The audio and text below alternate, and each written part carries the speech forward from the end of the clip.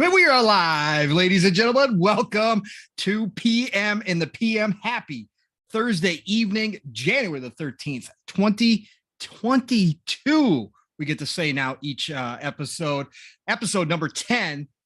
That's right. Pong and Mav are back. It is Thursday night. I hope all of you are having a fantastic week so far. Chat. So many people already in here. Love to see you all. Thank you for coming out and seeing us. We got a lot to dive into, but Mav, my brother. Yes, sir. Listen, what's up? Top of all the news happening early in January. Like we're just getting ramped up here. You, sir, have had quite a day, I heard. So I have not gotten the full story. But first of all, obviously, let us know how you're doing. Let us know what you've been playing, what you got going on, and then give us story time with fun speculation, because I need to hear this story about what happened to you today. Sounds crazy. So let's talk about it. It took up our day, actually. So, but first off, hi, everybody. Hi, Chad. Hope everybody's having a fantastic day. I've been having lots of fun playing Halo again and more Guardians, getting closer to finishing that. But I was going to make a video earlier today because I had like a little bit of time. I was going to try and make one of my little videos about Hitman, right? I sat down to do it.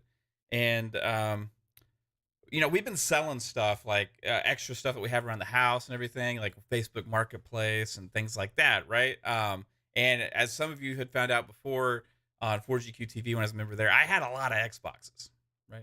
So I had like 9 at one point because we had a ridiculous amount. Yeah, ridiculous. We upgraded to new ones and then just kept the old ones, and then things just get, I had one on every TV and plus, right? So and in the bathroom. Yes. So I had an Xbox One X that not really using, and I was thinking, okay, we're gonna go ahead and sell it. Maybe eventually I'll upgrade it to like a Series S or whatever. And so we had it listed on the Facebook Marketplace for $300. Right, my wife deals with all that stuff, and this guy was like, "Hey, is it available?" He's like, "I'll like come by tomorrow, 9:30, pick it up." So just like anytime we sell something, we really look at the person, like their profile and stuff, to like make sure you do detective work. Yeah, you do a little detective work behind the scenes. Is it just safe to make sure. Give our address? Is it safe for this? Is it safe for that? Does he look like he uses crack? Because he ain't coming over them. So this guy seemed like normal enough. He had a real profile. You can 100% tell it was real. Been there for a long time, and we give him the address, and before he shows up, he's like, hey, like COVID's really bad. Is it okay if we just do this thing at the door? Y'all are home, so you can like watch me, like and stuff like that. I'm like, okay, that's fine. Seems legit, right? So usually it was something like that big, we wouldn't do that, but with how COVID's been around here, this area lately, it's been insane. So like, okay, I'm gonna do that. I was watching him on the camera. He comes up, he grabs the Xbox One X, and then he puts something under the mat, and then he leaves and gets in his truck and hauls ass. So I'm like, okay, that he left pretty quick, right? So I go out there and I go and look under the mat, and there's an envelope. Envelope's fucking empty. Oh, fucking! He left an empty envelope under the mat. So I'm like, oh my gosh. Okay, this guy just screwed us over. So immediately, I just double checked everywhere, make sure that, it wasn't my mistake first. Call the cops, right? And then Kate's pissed, like she, right. Well, of course, as she should be. Yeah. So, but I'll have to say, this guy was a moron. Okay, because first off, he had a real Facebook profile, but immediately after he left, what he did is he blocked Kate, who she'd been dealing with. He blocked her like within a minute of leaving the house. Sure. Little does he knows, hey, other people have Facebook. Like I have Facebook.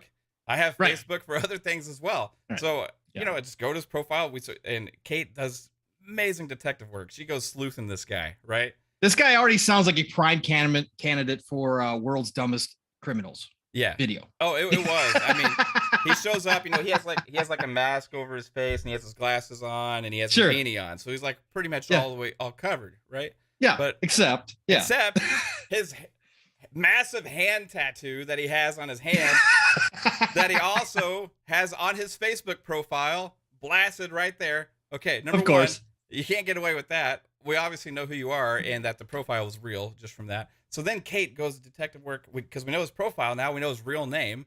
We go and she investigates that. She finds out who his dad is. She finds out who his, like where he lives, his house. How old was this dude? 24 years old. 24. Almost 25. No, his birthday. You know, so we found out, like, we verified his address because he had a picture in his Facebook profile of a huge cross in front of his house. Yeah. And so we Googled the address that we found online, listed it. So he was religious too. Very religious. A lot of religious artwork and stuff. Yeah. And then so we verified his house with the cross on it, you know. I sent all this stuff to the police officer who was very helpful. He said, we're going to get this guy. This is like slam dunk. Like you have everything, you know. But he's like, hey, what I got to do is turn it into a detective. But he's like, if we can get a hold of him, do you want your money or your stuff back? It's like, you know what? Like, if we can get the money or the stuff back, we'll call it. I don't want to deal with all the nonsense going forward, right? We'll make it square. But I don't trust him. It's taking too long. So I call the number we found, and it's his dad. I get a hold of his dad, and the first thing his dad says is, "Fuck you, motherfucker," and hangs up the phone. And then I call again, and he says, "Fuck you, motherfucker," and he hangs up the phone. And then I call again, and he says, "Fuck you, motherfucker," and he hangs up the phone. And I'm like, so I call again. I'm like, we have your son's hand tattoo on the camera, and we also have the car out front. I got, you know, you have a cross in front of your house. The police know everything. And he's like, "Fuck you, motherfucker," and then he hangs up. And then I call back again. He's like, "Hello, hi, my name's blah blah blah. How can I help you?" And I'm like, "Hey." Oh my god. Yeah. So he flipped the script. And he's like, so I was like, "Man, hey, your son just stole something from us." And he's like, "What do you mean?" And I had to explain the whole situation. Yep. Turns out, you know, maybe his son has a history of this kind of stuff, and he doesn't want him getting into trouble. So he meets me at the police station, gives me my $300, and then it ended up being square. But that took like 4 or 5 hours, man. It was crazy nonsense. But like, yeah, he's gonna get in a little bit of trouble. He still lives with his parents, lives with his dad, right? Well, of course, 24-year-old guy, you know. Of course, he took his dad's business signs off of his car and used his dad's car. Oh, Jesus. Yeah, because his dad showed up with the same car with his signs back on. He's like, "I wondered why you took the signs off of my truck." Yeah. Anyway, that was our. But day. He didn't hide the tattoo. He had everything covered, but he used his real Facebook profile to talk to you guys. Look, again, world's dumbest criminals. Thief, this guy would be on he'd be like the main show. This has been hilarious. The funniest thing is he on his Facebook feed, he had a funny video of like a dumb criminal stealing something from a gas station. Yeah, of course. Like, oh, like this is so funny. Like, what a dumb idiot criminal, you know? And like, I'm just like looking at him, like right there. He's got this rose tattoo on his hand, you know? It's all over his Facebook page. My God. It would have been better had he posted on Facebook him playing the Xbox. Ha ha ha. Look what I just got. That would have been even better. What a moron. What a moron. What a day. Well, I'm sorry you guys had to go through that. As much as I laugh, that's shitty, dude. That's really shitty. Kate was really scared for a while because like when we were starting to poke around, I started to call. She didn't know if like he was gonna show back up, and there's pictures of this guy's profile. He had like an AR-15 and stuff like that, you know. Like, Like we were talking about behind the scenes before you told me the story, because I did not hear this story, but I said in Texas you got to be careful because you never know who you're dealing with. So we didn't, I made sure we handled everything the right way, like, you know, from there. But they should, you know, the dad was super apologetic after the fact, and you know, he's like, and Caitlin said that he said it was for his son, and the dad said he doesn't even have a son. Yeah, he doesn't have a son. Oh, Jesus Christ, man. Yeah. Oh, wow. Yeah, like his whole thing, like, man, it's like his whole like is BS. You gotta watch out who you're dealing with online. But at the end of the day, you know, it took stuff into our own hands, and we got the guy, you know, we got our money back. So that's good. Well, that's good. At least there was an ending that was at least semi-positive. So that's all that really matters. So can you nobody got hurt. 24-year-old? I don't know. It depends. I guess if he's using his dad's truck, maybe he doesn't have his own vehicle. So maybe his dad could say no more truck. He's not going to be using my truck anymore. There we go. Grounding your 24-year-old son from the vehicle. Great. Awesome. What a day. Well, Caitlin, I am very sorry you had to go through it, because obviously I know it upsets you even more so than Mav. So obviously just what a hellish day, man. Really sorry. But glad we could get here and talk some video games, cleanse the palate, get rid of all that thought. and talk about some good stuff. So let's start here first. I have been playing a lot of everything, as always, but more so now just because there is so much to catch up on, so much to do. But I've been playing NBA 2K22, and I've got to confess, I told Steele on last Saturday on Living Split Screen, that I was very proud of myself that I had not spent money on NBA 2K22 yet. I was very proud of myself. And how much did you spend up to this point? And Steele pointed out that I used the word yet. So Steele already knew what was coming. And I broke down because 2K, in their ever greediness, has made my domination mode that I play. Again, I don't play online, so I'm not trying to build the best team of all time in the world to fight against other people online. I don't do that because their online is complete crap, and I refuse to play it. But I play domination mode. But they have turned that domination mode into an absolute slugfest. They have upped like before it was a gradual upping of the team skill levels, like through each, because you start in one class and then you finish off all that class and then you move to the next class, blah, blah, blah. Well, now it's like, bro, you're playing Hall of Fame teams out the gate almost. Like the first part of it is fine. The first part is just like it was last year, although they made the AI cheat even more this year. Even if I've got a 95 speed guy and I'm playing against 80 rated players and the AI, they can keep up with me. And it's like, no, on a breakaway, no, you guys should not be catching up to me and blocking my shots. Okay, it's BS. So, but you get past through that first round. I went into the second round, and now they've got mixed squads. So they got all-star teams, or they use, I should say, all-star teams from every generation, right? So if I'm playing, playing against Knicks, I'm playing against Ewing, I'm playing against all the great Knicks, Reed, all of them, right? But they're all rated 90 and above, and even some dark opals at 97s. Right. So my squad I was ranked 90 overall, 91 overall.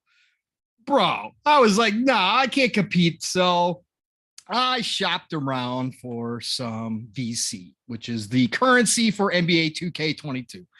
And there happened to be some on sale. So I bought quite a bit. Let's just put it that way. I bought quite a bit. Did you get 100 banger?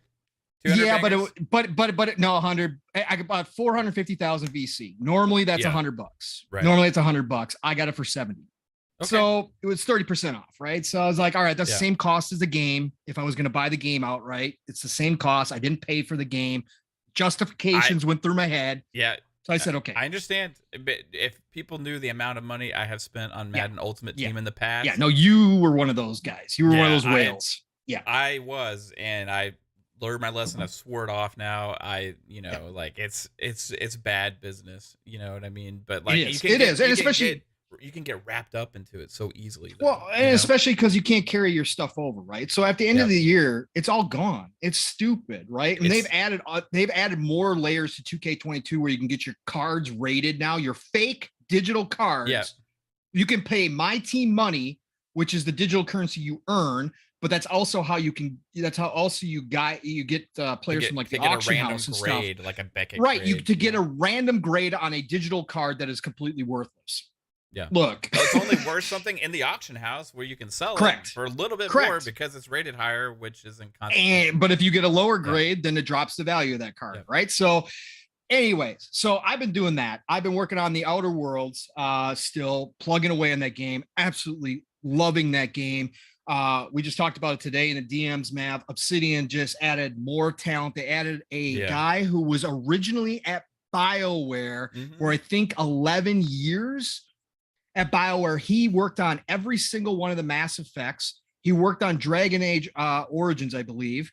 This guy is somebody who's been around and worked on some of the best games in the industry. He was working at Riot Games, and they just plucked him away and popped him into Obsidian, which is absolutely crazy, on top of a writer that Obsidian just grabbed last week as well. Also, huge experience. Matt, do you remember? Oh, he wrote BioShock. He helped on the BioShock games. He worked on some big games as well. Again, the rich get richer, but the Outer Worlds is absolutely fantastic. Been loving that. Obviously, you, me, and Steele hopped in the Battlefield 4 last weekend. We got about a nice 4 or 5 hour session. Oh, that was a blast, dude. Playing really well. Despite all the word out there, the game for us, Mav had one hiccup.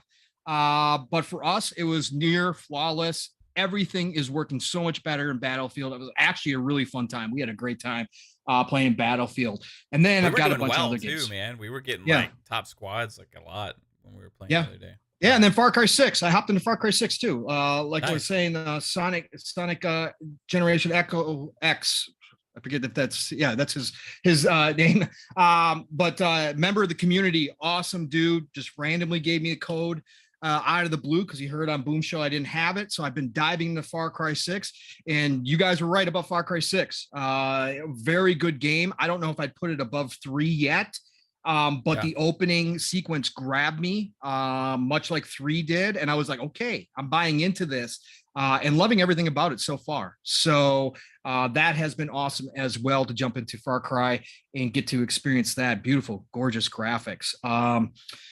So that's been it for about me. Let's quick before we jump into our first topic. We got a lot to talk about real quick as well. Yeah, go grab that super chat, and then I'm going to read off some names. Gerald Mack, thank you, sir, for the $2 super chat. You're amazing, dude. He says Game Pass is dropping more ish than a pigeon. Yep, and I'll say it for you, Gerald Mack, dropping more shit than a pigeon. You are absolutely correct, sir. You are absolutely correct. Thank you, brother. Appreciate that so much. So, who we got in here tonight? Who we got in here? We got Mr. Joanna Dark. Good to see you, sir. For GQTV, otherwise known as Italian Clowns, is the here. Godfather of respect. That's the Godfather. The Godfather. All right, it's Timmy. It's Timmy is here. Crazy Lui. Shout out to Crazy Lui Game. Let's get this here and now to Mav. Yes. They just had their first showing. Xbox International last night. If you guys did not check out the show, I could not watch it live. I have to go catch up on it. I apologize, Crazy. I really wanted to be there, but work is absolutely crushing my butt right now. So, but hey, look, Crazy Lui is close to 100 subs. Everybody, please jump over to Crazy Louie's YouTube and sub to that man. He's only like 7 away, guys. 7 away. So if you're not subbed to Crazy Lui, just go sub, please. That way he gets the customized URL for YouTube and all that good stuff. But the man deserves a lot more. You guys have seen him on Twitter. He's earned his name. Let's put it that way. The dude is crazy. He's probably showering right now as we speak, and he's probably going to post a video. And they have a good cast for that podcast too. Mr. Joanna Dark, Brian Hopkins, and Sourblue Gaming. Great guys, and also a good show too. So that's going to come on Wednesdays at 7 p.m. Eastern, I think, on Crazy Louie's channel. So make sure you check it out. Absolutely. And thank you for mentioning all those names. Brian Hopkins, I believe, is in the chat as well. Great members of the community. So go support those guys and continue to spread the word about Fun Speculations channels. Please, he's close to 2K. We get him over. Maybe we'll hit it tonight while we're on the show. If you haven't subscribed, please do so. Mav is almost at 2K, man. It's been man, he's just building this empire. It's been crazy run, man. We're trying. Again, I was one of the guys that were sitting in his chat when he had like 2-3 people watching him play games. So that's how we met way back. So please go help a brother out. Let's see who else we got in here. Caitlin, of course, is here. It's always good to see you, beautiful. Thank you for being here and all you do behind the scenes. Xbox Obi is in the house. Obi-Wan, how you doing, brother? Good to see you. Stuffed Sean, always good. Gerald Mack, we already shouted out your super chat, but always awesome to see you in here, sir. Jasper Gaming. He has been handling some business inside the chat already. We got some weird people showing up and throwing some Those random are like letters. all like constant now, man. It's Yeah, like I know. shows up every time. I know. It's just weird. But Jasper, good to see you. We call Jasper Gaming Debbie Downer because he is always just so realistic. He does not like our speculation at times. So the realist, the lore master. Yeah, the realist, the lore master, the lore master. Yes. UK Lad, good to see you. Doom Reaper, OCDgamer, great to see you too. Outbreak Podcast, always in chats. Great to see you, sir. Only on Xbox. Yes, sir. Yes, sir. Who else we got in here? We've got General Spartan 27. As I said before, Brian Hopkins is in here. Great to see you. I am going to catch up on your show, I promise. Rick Payne, of course, is in the house. Rick is always hanging around. Stanley Francois. I can't do it quite like Steele does, but Stanley Francois is in the house. Good to see you, sir, as always. Black Card, great to see you. Invader Gaming, how you doing, brother? Who else we got in here? We got Baskowitz, SBK 360. We got who else we got in here? RWK88. What's up? I see RWK88. I like this, man. We got some code going on in this chat. I like it. I like it.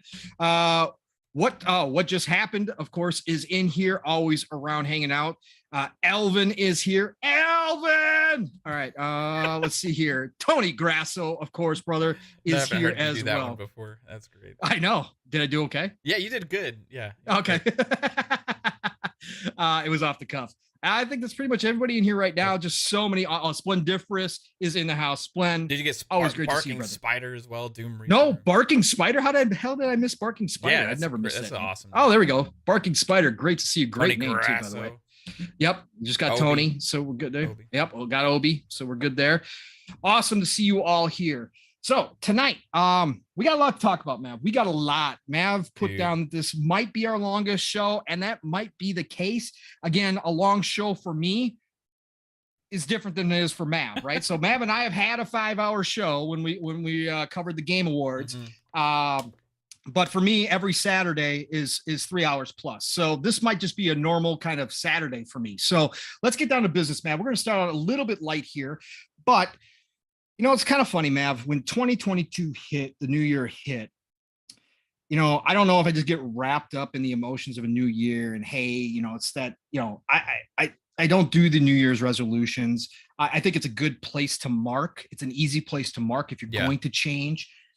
But I got kind of wrapped up in all of it in 2022. And I actually had the thought, that stupid thought in my head, that we would see a change in this community when it came to the clown show, the circus, and how they were going to treat people in this community.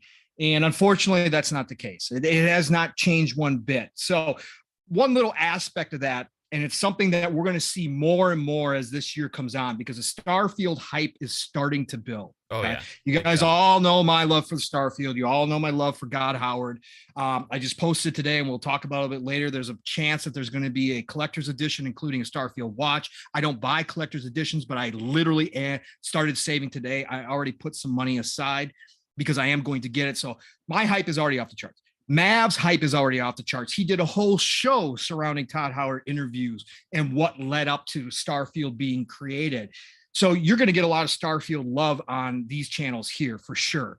But what I'm seeing, Mav, and I'm sure you've seen it too, is that for as much as the hype builds, more and more of the clowns come out of the woodwork and try to pull people down. Try to tell people, you can't be hyped for a game you haven't seen anything of. Why are you so excited for Starfield? Yeah. Bethesda. Have you guys seen Fallout 76? Starfield ain't going to be nothing. There has-beens. I see this every day when somebody starts talking about Starfield. Every day, people trying to cancel other people's happiness, their excitement, their hype, their love for Bethesda, their love for God Howard, their love for anything Western RPG. They're trying to tear it down, right? So it's funny. One of the biggest ones they use is, we haven't seen any gameplay. It's going to be delayed. Nav, I'm sure you heard this one. It's going to be delayed. We haven't seen anything. There's no way they're going to bring this thing out. Again, either intellectually dishonest, right? Yeah. Or willfully ignorant. Because anybody who knows anything about Bethesda, anything that knows anything about Todd Howard and his teams, this is how they do business. This is how they market a game. We're going to get small leaks up till E3. Those are going to be controlled leaks that come from Bethesda. They do this all the time. And then we're going to get a showcase at E3. We could get one before. I'm not saying that it has to be E3. We could get a full showcase, but I believe it's E3 for sure. Todd loves that big stage. It's going to be a big blowout. Yeah. This is how they do business. And Mav, I'm going to get your opinion on it, and what you think is happening. So you decide. You can either give your opinion and then play the clip of Todd and the interview that explains all this. The big thing here, folks, is I want everybody here who either has that little thought in their head, hey, this thing could be delayed because we're not seeing any footage. What's going on? Are they hiding something? Yeah. I want you guys to understand why we say the things we do here, and specifically about how Bethesda shows their games, and specifically Todd and his team, his A team.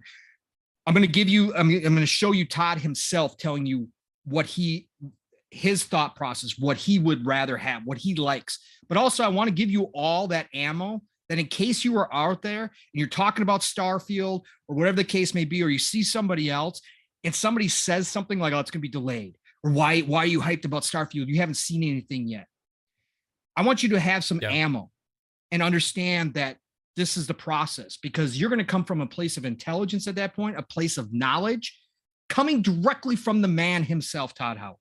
So that's what I want to show you. So Mav, you decide if you want to give your opinion on the subject, if you got anything else to add, whatever the case may be, and then you could show the clip. I'm just going to say just a couple things, and then we're going to roll this, and then we'll get more into some thoughts after.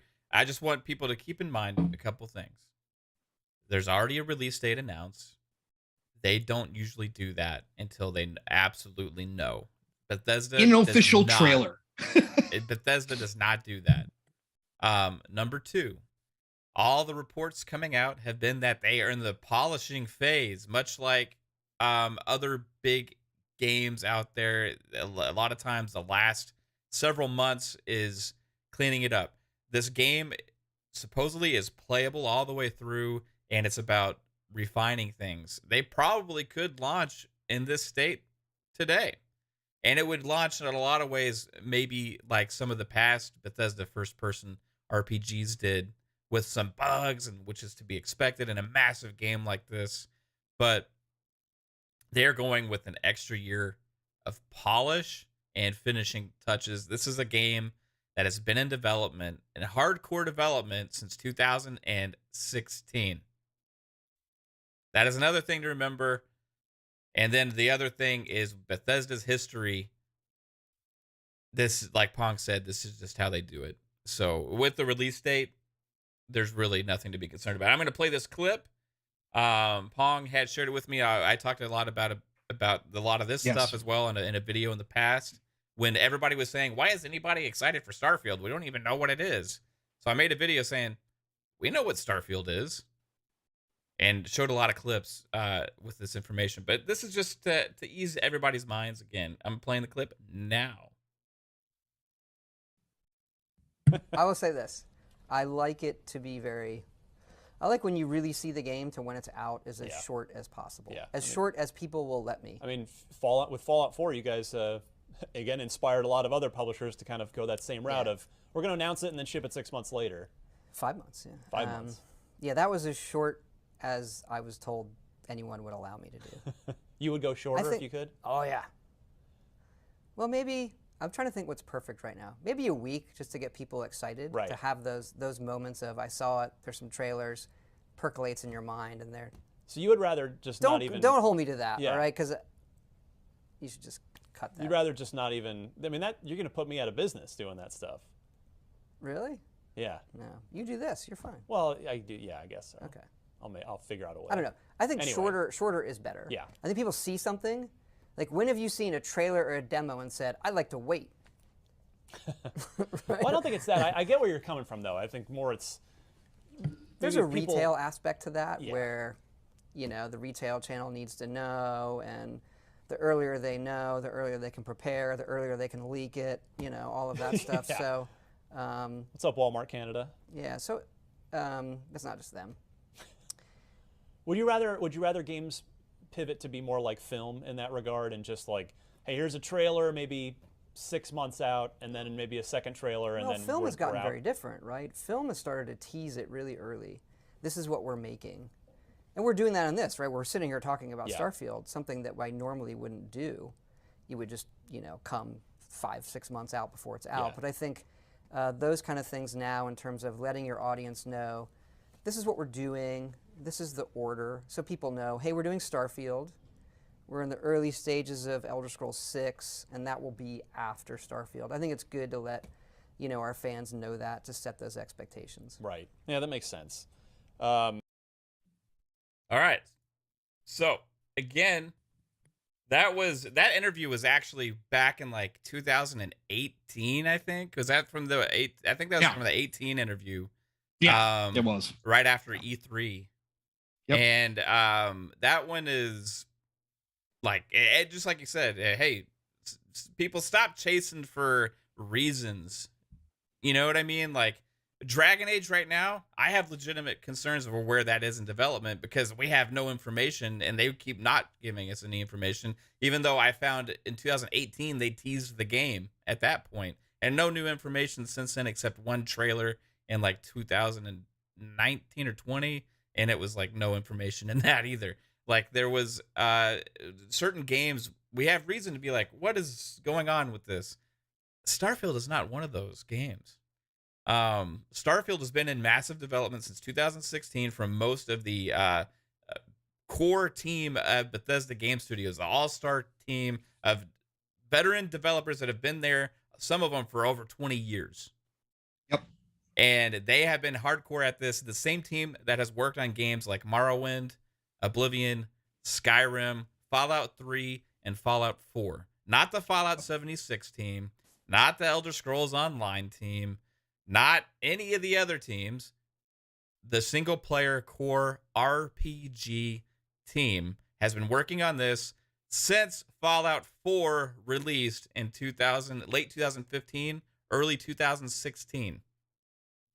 That's how long this game. And before that, it was in pre-production with a small team of building out the lore, building out the all of the stuff that they're going to be in this game. Like how many planets are they going to be? There's more interviews that I've dove into in the past. Like what do they eat? Like what do they play? You know, they go into all of this stuff with these lore meetings and creating this stuff. And this is stuff that he probably thinks about before he goes to bed at night. You know what I mean? The little notepads and stuff like this. Well, like he's been thinking about this one for 25 years. Yes. Yeah.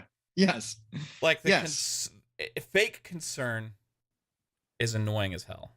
And fake concern is used to create a toxic environment in the gaming community. It's used to create division. It's used to create talking points and false narratives that create dialogue. And this is us squashing the shit out of that. Yeah, correct. So from the man himself, right? And Todd and his team, like Mav just said, have been doing this. His core team has been together for decades. They have a very precise way of making games. It's very formulatic from the standpoint that they know exactly where they need to start and every single process in between to get to the end to launch. They know this. Todd and his team have this on lock. This is what they have been doing for decades. If it had not been for the pandemic, I still believe this game would have been out last year. If it had not been for the pandemic, I still think that this game, they were pushing for it to be ready by 2021. Yeah. I got to address this comment as well. Silder's Bane. So that's not accurate. Todd said pre-production started after 4, but full production started in 2018. That's not true at all, because in 2018, he was in an interview, and he said the game was already playable. Yep. It's in it. Go watch my video. I got all the clips and everything. I mean, you're not going to get me with the fake information here, because I already did all the research before, big time, on this stuff. So he's said it all. You know what I mean? Yep. He's said it all. Also, I got to get to a couple super chats here. Yep. Get those super chats. Brian Hopkins, appreciate you so much, sir, with the $20 super chat. Very generous. He says, "You guys rock. Thank you so much for the content. Enjoying catching up on the shows while working away during the mornings. Keep it up, dude. You guys keep it up as well." And also, Crazy Lui Gaming hitting us with a $10 super chat. You rock, Louis. He says, "Let's reach 2K. If we reach it tonight in PM in the PM, the Crazy One will give out an awesome $60 Xbox gift card. Let's go. Let's reach that goal tonight for that. Code to drop tonight." So we may, if we hit the 2K goal, what Louis is saying, guys, is he's going to give out a $60 Xbox gift card. So Louis is one of the most generous people in the community, proving that again as well. So, hey, we'll see if we hit it. We're not there yet. We're at 1995. And the way YouTube works, you guys wouldn't even see 2K until I'm at like 2004 or something like that. I don't know why they do it that way, but yeah, we're at 1995 right now. So appreciate you, Louis. Thank you, Brian Hopkins, for all the support, guys. All right, let's move on. Quick shout out to Steel Rain. He jumped in here. I missed his name somehow, some way. Brother, great to see you. Thanks for dropping in. And Steel Rain just secured himself a Series X today with 2 years of Game Pass Ultimate. So congratulations on that, brother. Steel. He's waiting for it to ship. He's already got an S. He's been rocking the S. Finally got his Series X today. So shout out to him. That is a gigantic W. So he is joining the Series X crowd. So shout out to you, brother. So real quick, while we're on Starfield, Mav, another little piece of Starfield kind of information kind of started floating around today. There was a leak on what potentially could be one piece of the special edition, the collector's edition, right? We don't know for sure. This could be sold completely separate, but the rumor was last year, there was a lot of stuff floating around. I was all over this rumor because I don't do collector's editions, but I said, if this is real, I'm getting a collector's edition for the first time in a very, very long time. I can't even remember the last like full collect. I've done deluxe edition. I've not done a full collector's edition in forever because I just don't believe in spending the money with a statue and all that kind of, I just don't do it. So, but if I said, if this Starfield collector's edition is real, we're going to do it. So what leaked today, and we actually have, Mav, I believe you've got the full, the actual user's manual, is a Starfield smartwatch. And this thing is legit, folks. And I am hoping that this is real. IGN ran with the story, so I'm assuming there's some validity to it, but you just never know out there nowadays. But this is a full-fledged user's manual from the actual maker of the watch. So gotta believe that there's some smoke here. Yeah. So if you want to bring that up, Mav, I got it up right now. You got up? Okay. Pause. All right. So this thing looks absolutely amazing. Mav, if you could scroll down where it kind of shows, because everybody kind of looks at this. Mav looked at this and he's like, I don't see anything Starfield about this, other than, you know, it kind of looks futuristic, kind of cool. But then you scroll down and then you actually see, look at that. Yeah. That's like the startup. It's like Estate 2188 as well, I think is what it says. It's got the Starfield startup there, Chrono Mark. It says Atmos on it as well somewhere. Yep. And then if you can scroll down further, it's got some, this thing does weather. It takes all your barometric pressure. It takes your temperature. It does all of that kind of stuff. This thing is just looking fantastic. And now the full rumor that I heard starting last summer was, if you guys and gals remember the trailer, when they are first walking through the spaceship, when he or she sets down the gun on the table and then kind of walks away and they kind of follow and they're kind of showing off the interior, and there's that one locker space, and inside that locker space there's a case sitting there with the Starfield insignia on it, right? That case is, everybody said that's going to be the collector's edition. You're going to get that case. Obviously inside would probably be a steel book, and then alongside it will potentially be more, you know, documents or stickers or whatever else they throw in there. But then the watch is going to be inside that case as well. And if all that is true, I'm getting a collector's edition because this thing looks freaking amazing. Mav, you got any thoughts on the Starfield watch? You like it?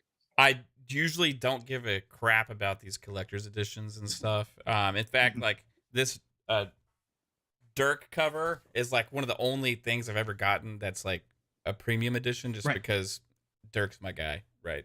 And that was like $100, and I felt crazy even doing that.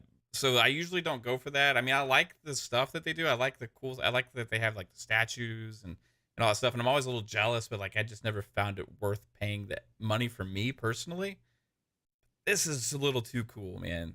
I don't know, dude. I gotta look into this because like that. Yeah. I even like the look of it and everything. Right. Like, I don't know. Like, it's just freaking cool as hell. It's a smartwatch. It just looks like sci-fi crazy. Correct. Like, you know, like look at the barometric pressures and all that kind of stuff, all the graphs and stuff. It just looks sweet. I'm guessing even if it's worthless. It's probably like some kind of Android hybrid or something like that. Yeah, probably. But yeah, dude, it's freaking cool, man. Yeah, so that leaked online, and yeah, I'm a little interested in this one.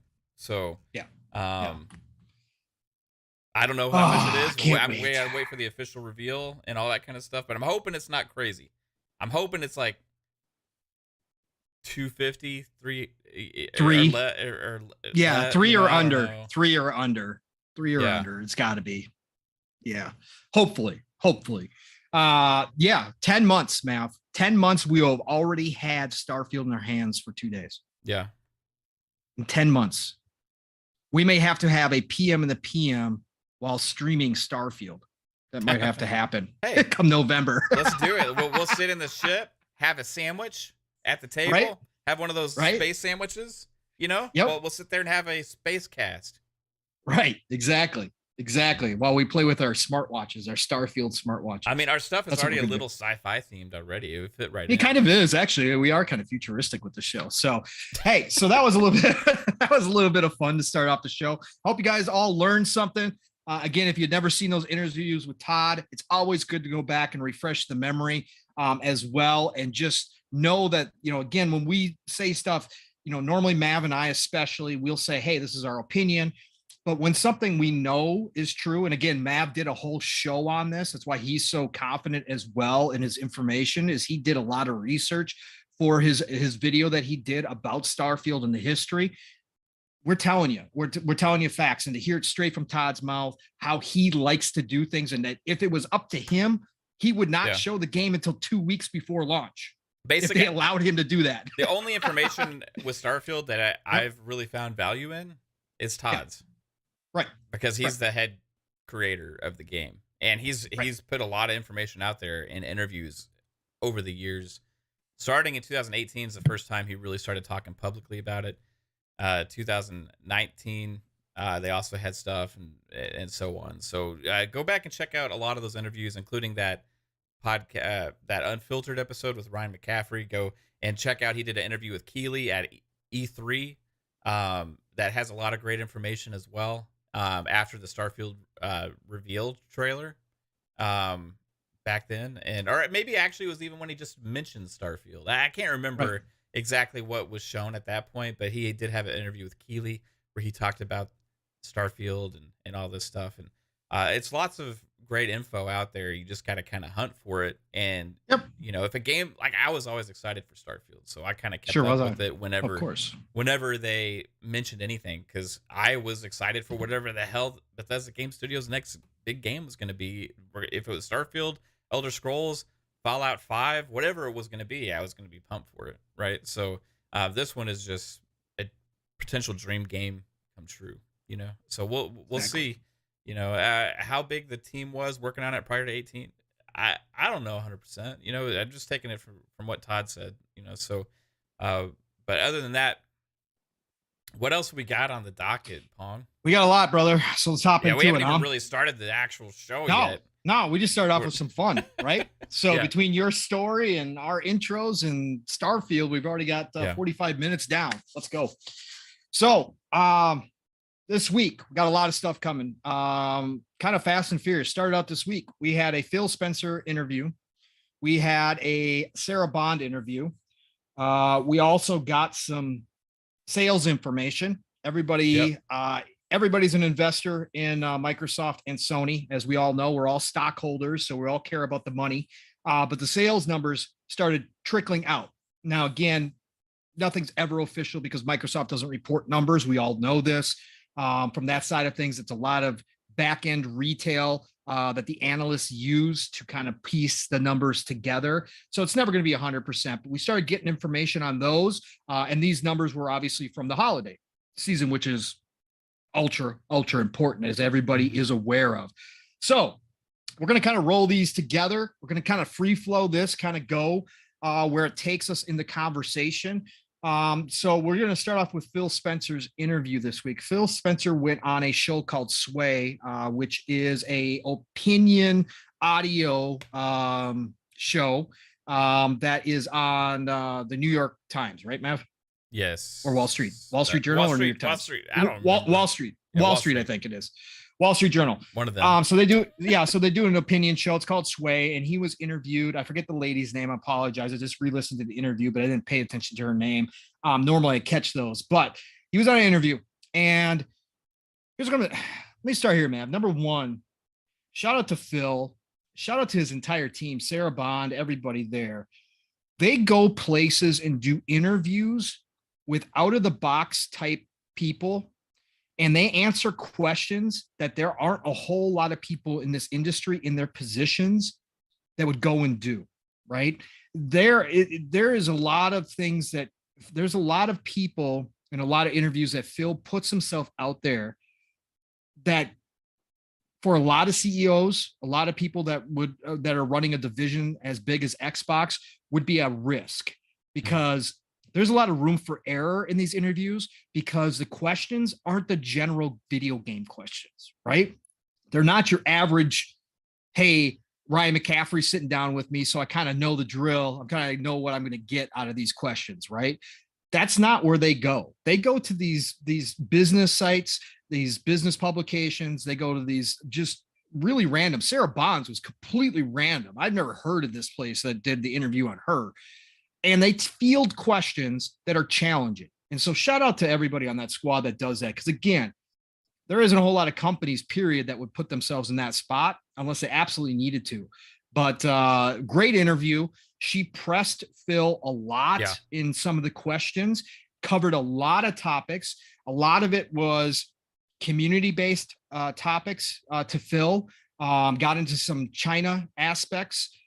She kind of grilled him on the China stuff as far as them controlling how much video games their kids over there can play. She pressed him pretty hard on that. It was a very interesting interview. Phil handled it all as he always does professionally. Like I always said, I can't imagine, like in my profession, there are certain things when I'm having a conversation with people about financial stuff that I can't say, okay, by law. Otherwise I can get sued. Okay, so there are certain things that I can't do. So I have to keep those in my head. I've been doing it for a long time. But Phil, he has to keep in mind so many different things that he can't say or that he's got to be careful about saying. And these questions, again, aren't your standard type questions. And Phil just rolls with them. The guy is a pro, man. I mean, it's amazing listening to him. He sounds relaxed. He doesn't stumble. Guy just knows what he's doing when he's there. Yeah. Pretty impressive stuff. So one of the things she talked about was the business side of the pandemic. And Phil stressed that he has a hard time saying that the pandemic was good for business. And I'm paraphrasing here, obviously. I don't have a full interview here because nobody put it out and the Wall Street Journal wants money. So, but he said that he has a hard time stating that business is good because of the pandemic, because the pandemic's so awful. He has a hard time even thinking like that, right? Obviously, he sees the numbers and he talked about how the pandemic did speed up the video game industry. He always goes back to the fact that the video game industry has been on a constant growth pattern for a very long time. Yeah. But the pandemic did speed that growth up. It sped it up, yeah. Right, sure. Quite a bit, right? And then during that part, he said, look, we sold more Xbox Series consoles, meaning Series X and Series S, at this point than we have of any other Xbox console ever. Yep. That's a big statement, brother. Yeah. That's a big statement. And I'm gonna get your thoughts on this, right? We'll jump into this and we'll kind of go back and forth here on the sales stuff. Along with that, what was very interesting and something that we have pointed out on a couple different shows, Matt, which is kind of crazy. When we started seeing the sales number from Sony, we started seeing the sales numbers from Xbox in relation to previous generations. For as much as this chip shortage has been talked about, they're producing literally more consoles than they have in any other generation. Yep. So as much as the chip shortage, that's how big the demand is. So as much as there is a real chip shortage, and Phil talked about it again, that he's turned into a logistics manager more than anything, right? That's his job 24/7 now, is trying to get product here and everywhere else in the world from the manufacturers, and how much it's taking. He literally said it's almost 24/7 now. It's no longer an entertainment job. It is now logistics. It's now worrying about shipping. But despite all the stuff we've heard about this chip shortage, they are producing more consoles. And this goes for Sony too. Sony, I think they just fell behind the pace of the PS4 this last mark. But before that, they were ahead of even the PS4 pace, right? So they are producing more consoles now during this time period with a chip shortage, which shows how incredibly high the demand for these consoles, specifically this gen, actually is, and how many more people are in this video game space now playing video games, and not only just playing video games, but playing on a console, because that demand is so high, it's ridiculous. So go ahead, Matt, jump in here. You probably caught bits and pieces of the interview, read them, whatever the case may be, wherever you've been at. But you obviously heard this quote. This quote's been all over the news this week. Thoughts? What do you got? Are you in the same boat with me that this is just like crazy that they're pulling this off during, as much as we've heard about all these problems, they're pulling these kind of figures out, right? I mean, they're doing it. They're getting them here. They're selling. The crazy thing to me is that they haven't even reached the peak of what I think is going to be the rate of sales, right? The rate of sales is still increasing. Like the sales numbers are going through the roof, but throughout this next year, as all these games are dropping, all of these big Game Pass deals and all these things, it's going to get even crazier, because guess what? We're starting to get more availability on the consoles, right? And it's not because they're not selling. It's because they're able to somehow, Phil's doing his magic and getting this product out to the shelves. People have seen the numbers now, right? Like, they're about to release their next earnings report, I believe, soon. So we're going to get even more information on year over year at that point. But it's been such a huge growth from Xbox. And you got to think back to the hole they were dug into, that they self-sabotaged into themselves, and that they have to climb out of over this generation. And it started with Phil Spencer. It started with the 1X. It started with acquiring studios back with 2018, 2019, and going forward, it's not done yet. We're gonna have some speculation about that here in a little while. It's crazy to see these numbers that are surpassing even what everybody knows was the most popular console back in the 360 generation. Was the 360 outpaced everything for years, until finally at the very end of that generation, because of Blu-rays, the PS3 caught up, right? The 360 was the most popular console in the States by far. And people forget that. People always feel like Xbox has always been down, but Xbox has always been the underdog. Xbox has always been this. You got to think about what they did in the 360 generation was, despite the massive issue of the red ring and having to climb out of that, and that console did so well, they stumbled the Xbox One generation, and they are surmounting a massive comeback. And, you know, things change, right? This is going to be one of the most competitive generations that we have seen in gaming, dating back to the old days, right? Sega, Nintendo, and all that stuff. And the sooner, the more consoles they get out, the more they sell, and it's not going to stop. That $299 entry point into next gen gaming. 4K be damned, it don't matter, right?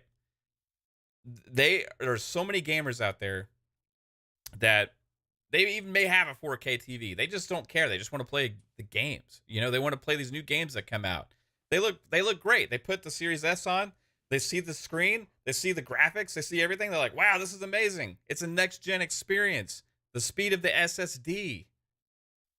You have the 60 frames on most of these games and all this stuff. And it's quick resume. You got all the quality of life stuff is all the same. For $300, the same price that they're still currently selling the PS4 for. Right. And they're going to be selling until they price drop it for who knows how long.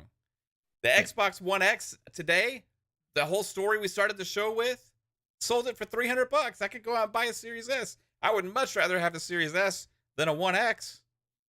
And the One X's are still selling, like in the used market. And shout out to Gaming Forte. He's been spreading the news all over the place. GameStop, who will not give you a penny more than they are willing to, is paying $300 trade-in value for Power Rewards members for PS4 Pros and Xbox One X's. It's crazy. You can go trade in your One X or your PS4 Pro right now and get a Series S. Straight up. Yep.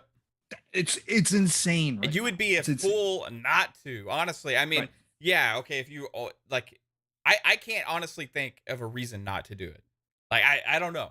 Storage space wise, if you just care that much about what the internal storage size is of it, there's so many benefits to the Series S over the One X. It's crazy. Over the PS4 as well. If you can go trade your PS4 in for a Series S right now, go do it. If you can go trade your One X in for a Series S right now, go do it. You will be happy you did. You will be extremely happy that you did. The 4K thing versus the 60 frames, the graphics and the fidelity is way better on the Series S. People don't understand. They think of it as like, some do anyway, think of it as like this lesser thing. It's like this knockoff. I even saw one Twitter post that was made that got a lot of attention where this guy's like, I don't think Series S sales should count with the Series X because it's too different. So, like, I was gonna bring that up. Like, moving the goalposts, it went from nobody's going to want a Series S to now we can't count those. Those shouldn't count. They don't count now. They're sounding too well. You know, come on, we got the clown show never stops. It's not fair. It's not fair because they care too much about sales. They got to like stop counting them for certain platforms because it's doing too well. Come on. Right. What about the PS4 versus the PS4 Pro? Does the PS4 not count anymore because the PS4 Pro exists? Same concept. Right. Dumbass. Anyway, so it's why is it separate? You know, it's not. It's the same platform. You can play all the same games, right? And that's the point of it. You can play all those same games. And guess what? You get Game Pass. Right. Which is the X factor right now, and which is the thing that is what I believe not only the popular games are coming out with, but the value proposition alone of Game Pass is launching them and driving this momentum, because every single time they make an announcement about a game coming to Game Pass, it is massive news. It is massive news, and they got lots of those announcements to make, and they are not done. January 20th alone is 2 massive third-party releases coming into Game Pass. Day 1. It's insane. You can't like quantify the value of that to the consumer. $300 versus, okay, so now you got to think about PC gamers, right? PC gamers, what does it take to get a PC that can play as well as even a Series S, right? Like, there's a lot of PC gamers that have actually moved to console this generation. It's insane.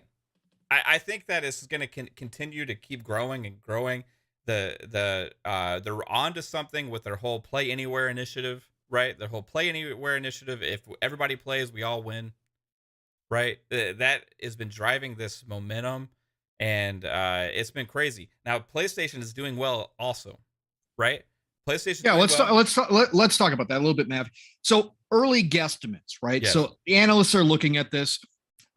Been some people that are pretty accurate on Twitter, kind of looking at the numbers and kind of trying to guesstimate where everything's kind of sitting at right now. We know that Sony did downgrade their forecast earlier, I think right before the new year or November, sometime around there. They said they were going to have, like, I believe it was 22 million. Somebody in chat, if you guys remember the exact numbers, please correct me, but I think it was like 22 million by March 2022 shipped. They downgraded that to, I believe, was 18 million, somewhere around there by March 2022. And then obviously with Phil stating that it was that the series consoles are the fastest selling Xbox in the history of Xboxes up to this point. Some people went back and did the numbers, and roughly you're looking at right around 12 million sold, people think, right now. And Sony is sitting somewhere right around 16 million. Yeah. Right? Or somewhere in that neighborhood, 15, 16 million. Remember, people, last generation, 2-1. Yeah. 2-1. And this almost are these 3-1 worldwide numbers as well? Yeah.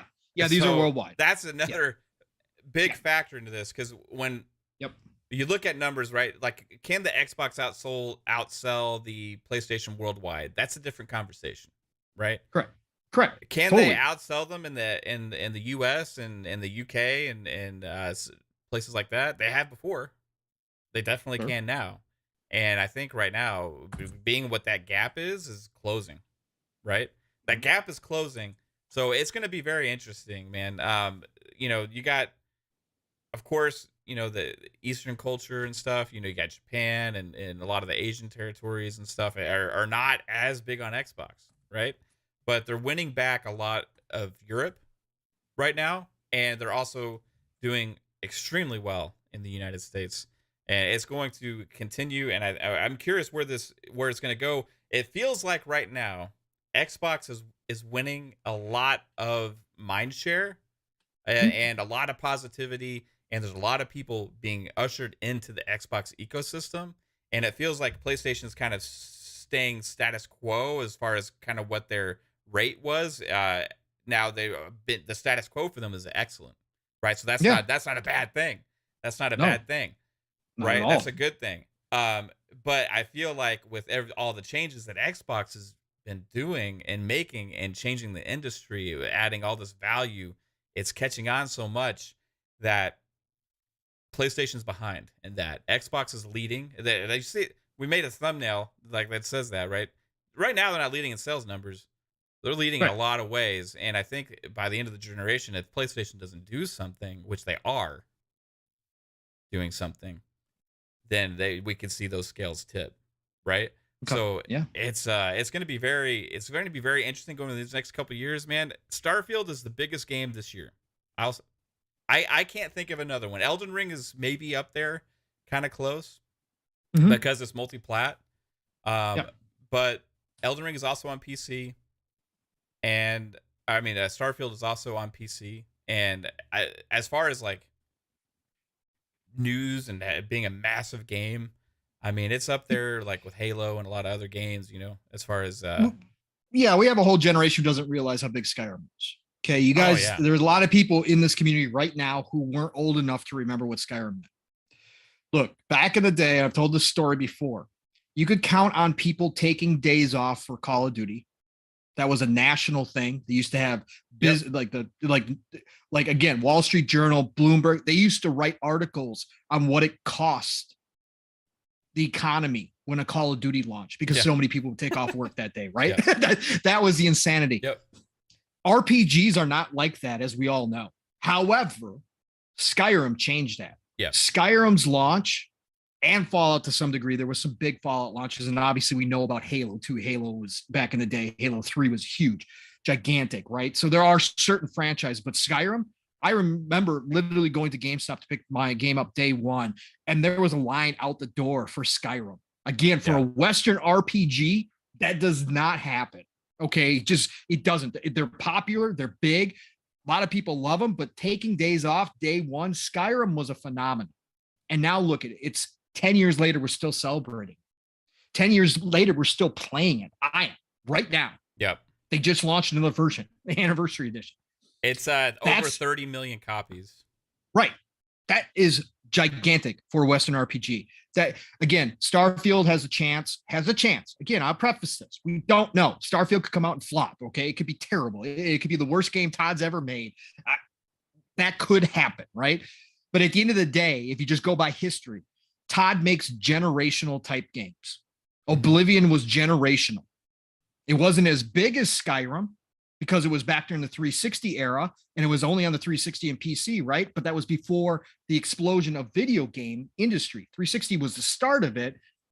That whole era was the start of kind of gaining popularity and kind of gaining mass appeal and kind of getting part of the normalcy, right? Back before then, you were still in that age where video games was looked down upon, but that's when people started realizing that older people do play video games.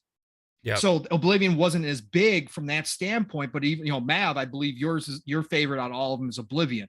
Yep. I could wake up on any given day and say Oblivion or Skyrim is my favorite. Yeah. Right. I'm just still playing Skyrim because it's been updated. If they updated Oblivion, if they go back and remake Oblivion, you damn well better believe I'm going to be there day one, brother. Okay. But again, Skyrim hit and it was a phenomenon. It was literally a phenomenon. And then now we are talking about it 10 years later. So again, Todd and his team make generational games. Not to go back to this again, because we were already on Starfield. But again, to your point, Mav, Starfield is going to be huge. Yeah. If it starts getting early looks and people start coming back with some positive takes, look out, because it's already hyped. We've seen some polls over the past couple of weeks from neutral parties. I would consider them neutral, that have thrown out polls about what's your most hyped game. Starfield has been taking the majority of them. Yeah. Over God of War. Yep. Over Horizon. Yep. Right. So over Elden Ring in some cases. So it has a chance to drive even further the sales. I look at it from this standpoint, Mav, both shout out to everybody, including Nintendo, Sony, everybody involved during this pandemic, trying to get consoles out to people, how well they've done despite all the roadblocks that we've heard about all the hiccups, about all the issues that we've heard nonstop about. Shout out to everybody involved with that, because they have done the best that anybody could have ever expected in this situation. Nobody was prepared for this. Nobody planned for the world shutting down. Nobody. I don't care what company you weren't planning for it. Governments didn't even plan for it, as we saw, right? So to expect Sony, Xbox, and Microsoft Xbox and Nintendo to do as well there as they are still doing, despite all these issues, man, just nothing but kudos to all of them for doing this, because video games have been a escape for so many people during this time. Not just us, the hardcore that have always had video games, but for so many new people that never played video games as much. So shout out to everybody. These sales numbers, Mav, and the demand that is still there absolutely show the strength and the health of this industry right now. Something we've been talking about, something that I've stated for a long time since I jumped into this community. This is the golden age of gaming. There's a reason behind that. Everything's kind of come together to this one point to create this moment in time. This generation is going to go down, I believe, as the greatest generation in video game history. And I'm not just talking a numbers standpoint, right? I'm not talking about, we already know that. Numbers are already growing through the roof. We know that. I'm just talking about content-wise. I'm talking about what we see. The leap that we have by the end of this generation from what we just came from will be one of the greatest leaps that we've seen. And I think we've got a lot left to see, because I think this generation is going to be one of the longest ones we've seen as well.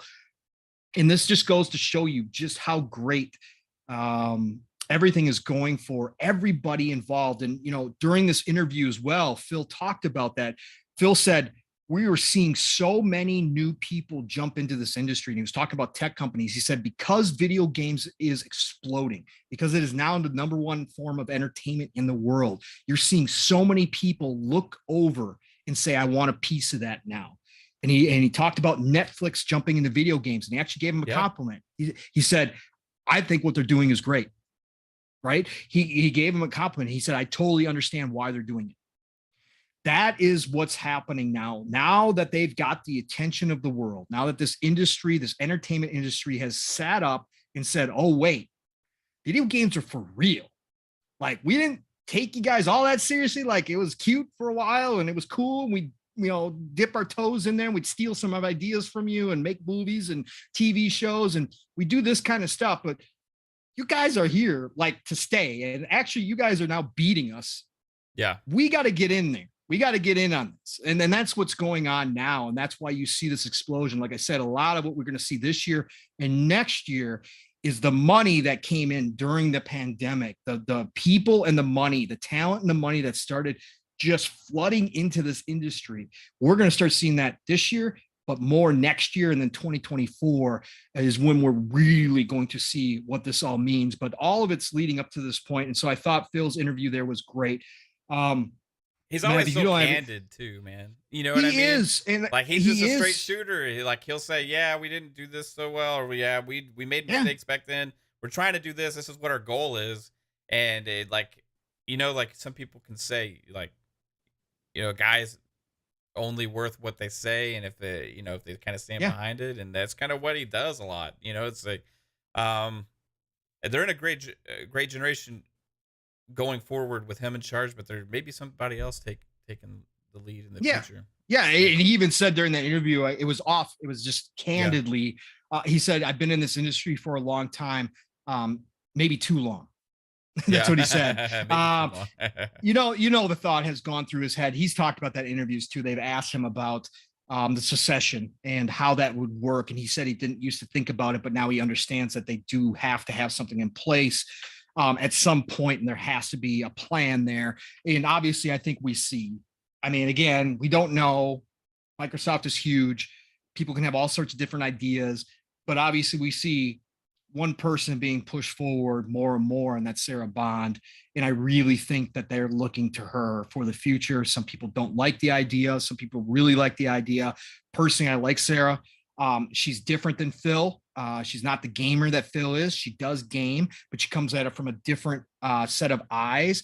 But I think she understands, the more I hear her talk about the gaming, even if she's not Phil, the gamer like he is, like Destiny 2 nonstop, or all that kind of stuff. Even if Sarah's not like that, she understands the importance of the gaming industry, and she also understands what makes gamers happy and what keeps them going and coming back for more. And so from that standpoint, I think she's set up perfectly to take over that role. If that's the case, maybe it'll be her and somebody else at the same time. Who knows how they're going to do this? But anyways, that's a whole nother topic for another day. But back to the industry and what Phil is talking about here. Really did a nice job in this interview, just making it quite clear that he is still looking as the industry with an open mind, that he still, no matter what's happened, no matter how many things have gone his way this time, he still wants to include everybody. And that includes the Sonys, the Nintendos, the PCs, the mobile. That he wants to have truly, and people used to joke kumbaya Phil, he really does want a kumbaya in his heart of hearts. You talked a little bit, Mav, about some of the community stuff that they do when it comes to monitoring and censoring and watching for any kind of abusive behavior. That was a big part of this interview as well. Some interesting comments that, like, at first I saw that, I was like, well, I don't know, like, where he's going with this, Right. But then after, like, people are explaining and I think he should have used a different wording. I think he should have used the word blocked instead of banned, because banned in the gaming world has a connotation of you're banned from a platform, period, as opposed to blocking means like you're blocking somebody personally. And I think he was coming from the direction of, like, he doesn't want to be involved with a bunch of people if he wants to block somebody on one platform, he wants to be able to block them on all platforms, right? And he talked about that. The ban hammer, look, let's real talk. You have to be pretty damn despicable to get banned from a platform. Okay. Like a perm ban, you have to do something a lot, like not just one time, right? It has to be a lot. Right. And I think that's where Phil was coming from, like that, but he did kind of say it in two different terms. He talked about that, but then he talked about carrying over his own personal block list, ban list that you can block people from playing with from, to each platform as well, because you don't want to have to redo that on each platform. Right. But also during that too, Mav, he talked about they use AI, which we knew, right? That they use AI to monitor discussions, chats, to make sure they're not going down a crazy path. Yeah. Again, so if any of you out there had the illusion that you had any privacy on Xbox Live, you can just throw that out the window. That goes for any platform. Yeah, any platform. I'm just talking about Phil specifically and what he said here. They use AI to monitor everything, okay? Yeah. And it picks up on cues, and those cues are then forwarded, and they take a look at them, whatever else, and make sure that everything's on the up and up. I can't imagine what they thought when they're listening to Xbox Ultimate after hours playing. Man. Oh, my God, I know. They must just like, okay, they're having innocent fun, but man, even the other they're night, all laughing. Even the other night, we were playing this game about cars, and we're putting some funny words in front of them and stuff, and it's like, it's like, I know. We were, I unlisted that video pretty quick, but it does like. Make me wonder, is there like some tech somewhere that like got flagged for this, and he's listening to us and be like, we have one guy assigned to Xbox Ultimate Chat. That's the way it is.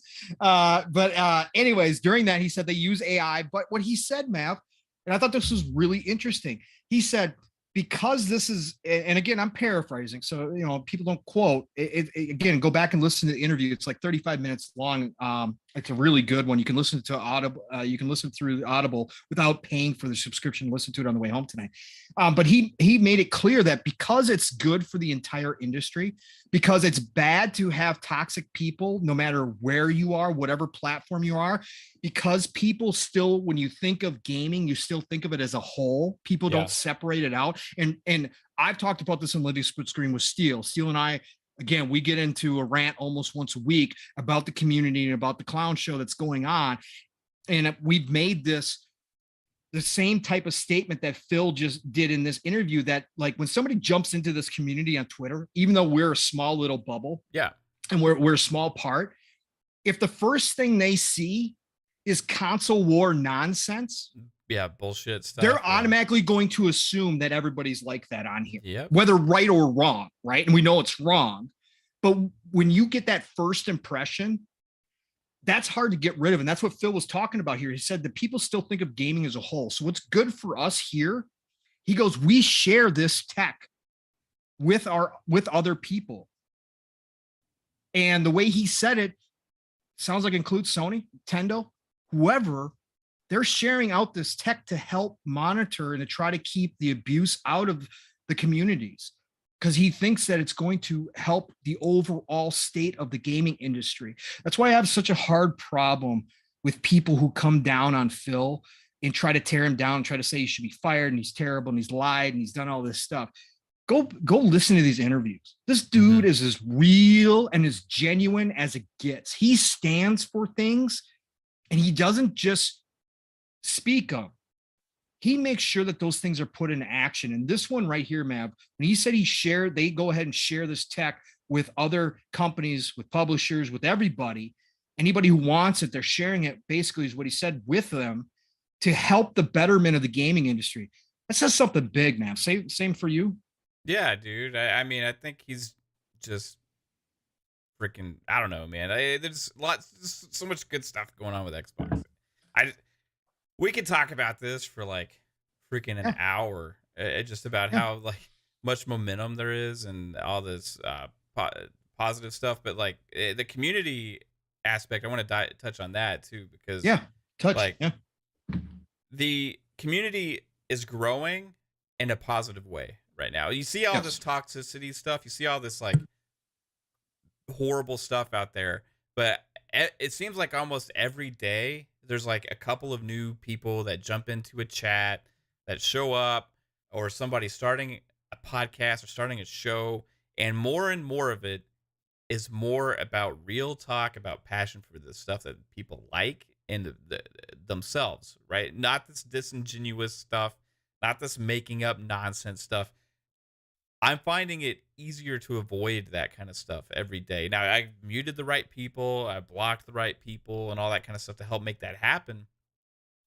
But most of the stuff I'm seeing with new content is a lot of positivity, right? A lot of these new shows showing up, a lot of these new community members, a lot of these chat members. Yeah, Crazy Louis, the Jaspers, all these people that have jumped in this community. Yeah, 100%, and it's growing. It's growing. This community is growing. The Xbox community is growing. PlayStation community is growing.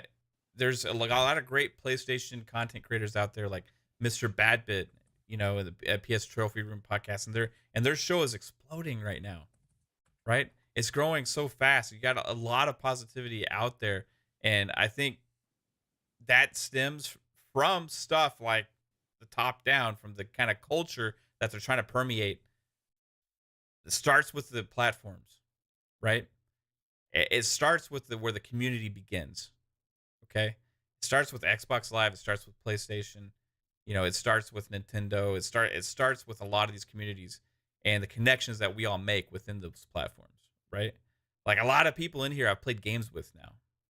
You know, I've become great friends with so many people, including you and the rest of the Grade 8 and then Key and Fuzzy and then a lot of these people in the chat, like Lui and amazing people out here. You know what I mean? And we can become friends. We play games. They hop in chat. You know, they hop in and into the game when we're playing, and it's like there doesn't need to be a toxic environment. Like, so in some aspects where that whole ban thing happens, like, there's a lot of pluses to that. What I don't want to see happen is some 20-year-old kid make a mistake, say some stupid stuff, or cheat one time or something, get banned from a game, and then he gets banned from gaming.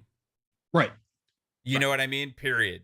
Right. Which, correct. Like, that would be the bad aspect, and I think that's what some people are afraid of. But I don't think that's anything like what they're discussing. They have to be smarter than that. So it's I think just cultivating a more positive community and embracing good content, and Xbox embracing the positive environments and helping them grow, and then the community and trying to keep the bad out. It's all the good thing, right?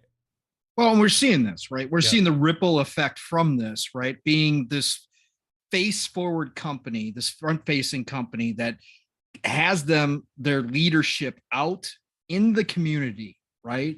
Building the relationships within the community more than I can't think of a company that is like that. There's companies with great social media managers. There's companies out there doing really good work in their own communities, but there is nobody like Xbox as far as people as high up as Phil interacting with people online, playing games with people, genuinely loving the community, not just to signal, not just to say, hey, we really like you guys. Thanks for being our customers. Today we're going to play games with you guys. It's going to be fun. Nothing like this is legit, right? This is all genuine. And Phil built his entire team around that concept. And now you're seeing that ripple effect as they rebuild what was a sinking ship. And they've actually now to the point where that they're gaining ground on the market leader. And Sony is still the market leader to this day. As we were talking about the sales numbers, they're still the market leader for a reason. They've done a great job themselves in a different way. But again, as far as a community-based type company, there is nobody leading like Xbox. Nobody right now. Again, for as much as people love Nintendo, for as fanatical is that as their fan base is, nobody would say Nintendo is personable. Nobody would say that like Nintendo higher ups are personable, right? Nobody. Like everybody loves Miyamoto, right? Everybody absolutely loved him. He was always smiling, always a happy guy, you know, did videos, all that kind of stuff. But nobody within the Nintendo community, or very, very select few people could ever say that they like actually talked to him, right? And actually played a game with him. Whereas there's people nonstop. I just saw Twitter the other day. Shout out to Megatron and Paris. Was it Paris? Yeah, it was Paris for playing Ascent with Phil and finishing out the game. Yeah. That just doesn't happen, man. That just doesn't happen elsewhere. And so again, a lot of the success is due to the fact that Phil took to heart when he took over that what he felt was important should be important for all of Xbox. And he made that clear. And it was one of his missions. And he's again, a mission accomplished if we had to judge it today, right? He always says that they've got a ton more work to do. He does that all the time in these interviews, which nothing but credit to him for saying that, because the work's never done. But right now, if you just had to judge it, you'd say mission accomplished, right? Yeah. And so that's when Mav, when Mav and Caitlin or whoever made the fingernail for or the fingernail fingernail. When we made our fingernail for the podcast tonight, we made it with special attention. We put that new Xbox nail polish on it, and then OPI, is that it? As Don Matrick would say, we do have a nail polish for you, Mav. Yes, we do have a nail polish for you. Yes. But anyways, when you said Xbox leading the way, a lot of that was, Mav and I talking in the background and stuff, and we've doing this for a long time now on Xbox Ultimate. That's what you're seeing right now, and that's where this turn came. And again, this isn't an Xbox show. We do talk a lot of Xbox. We're on Xbox Factor, and Mav has Xbox Ultimate. It's our preferred platform, but at the same time, the industry as a whole is growing, but Microsoft is leading the way. Xbox is leading that way, and that's why it is no longer the 2-to-1 ratio that it was last gen. That's why you're seeing the Series S explode, and I can't wait until we get the official numbers or the analytics numbers that give us a best guesstimate, because we're talking about, Tim Dog was talking about RDX on Monday night. Shout out to Tim Dog. And Tim Dog talks to people at Xbox, as we all know, and he threw it out there that, million plus in December sold. Dude, that's a huge, like, I think November was 500,000, I want to say. Yeah. And if that's the case, that says a lot about where this is going. And I guess we can kind of broach into this now, Mav, and bring Sony into this conversation. Does Sony need to, catch up in some ways? With that being said, right, with talking about these sales numbers and how well Xbox is doing and that they're making up ground, a lot of that has to do with what we've talked about many, many times here, is the value proposition, right? Yeah. We talked about backwards compatibility nonstop. For as much as people want to downplay, for as much as the clown show and the circus want to tell you that nobody plays old games, that simply is not true. Yep. A lot of people play old games. And it's not just about playing old games. It's the fact that if you buy a game and all of a sudden a new generation comes along, that you should be able to still play that game that you own, right? Within reason, right?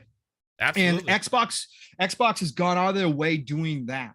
And they've also, of course, given us the best value in video game history at this point in Game Pass. Two different aspects that Sony ignored. And I don't think I'm wrong in saying that. They flat out ignored them. Now, Sony has had PS Now, and I know PS Now came out long before Game Pass. Yep. But if you're going to talk about PS Now, you got to be real. Number one, it's straight up, it was till recently only streaming. Number two, they didn't enhance those games in any way, shape, or form. Number three, they didn't add value to that service on a regular basis like we're seeing with Game Pass. Two different levels. PS Now was a great idea by Sony, but they didn't take it to the next level. Hence why their subscriptions haven't grown. They've actually lost subscriptions recently in PS Now, right? Yep. But why we bring those two up is because this week we got a couple of different things from Sony, and I want you to talk about them, Mav, a little bit. Number one, and you can break it down however you want to. You can cover them both. You can cover them separately, however you want to do it. Number one, we've known that Spartacus was coming. Obviously, Jason Schreier leaked that information, 2 months ago now? Yeah. That Spartacus was coming. And Spartacus is the code name for Sony's combined PS Plus, PS Now service, which everybody assumes is probably going to have more to it than just that if they're going to try to compete with Game Pass. Again, everybody kind of, if you've been listening to us, you know that we don't believe they can compete 1-for-1 with Microsoft and Xbox on this. However, they can make a service that is very viable. They can make a service that is very, looks good to their consumers. By combining those two services into one, they can definitely give their customer base a value and entice them to subscribe. So Spartacus is the code name. Now, what happened was Sony pulled and this happened last year, I can't remember when it was. I think it was December. They pulled all the PS Now subscription cards from the US retailers. And now it's been confirmed this month, the notice went out, UK retailers are to pull all the PS Now subscription cards within the next, I believe it's week or two. Yep. That is all precursor to what we believe is an announcement for Spartacus, because that's what makes sense, right? That's what's going to be the lead up. They're going to get rid of those subscription cards so people can't keep buying them. They're going to announce Spartacus, whatever the real name of it is, price points. They don't want people loading up on PS Now, because I'm assuming there's going to be some type of conversion there that Sony's going to offer, some kind of upgrade path.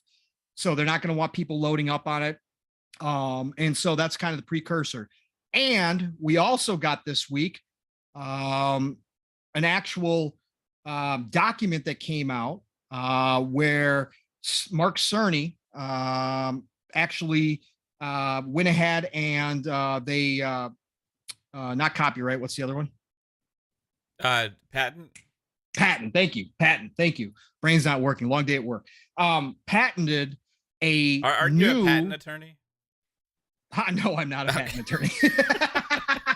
But Mark Cerny put in a patent for a new type of technology that potentially could lead to backwards compatibility. A new emulation is what they have it patented for. And so it is possible that they are currently working on subtypes of backwards compatibility for their PS3, PS2, PS1 games, which is a gigantic library. But both of those things, both of those things show you how Xbox is leading the way and why we preach constantly.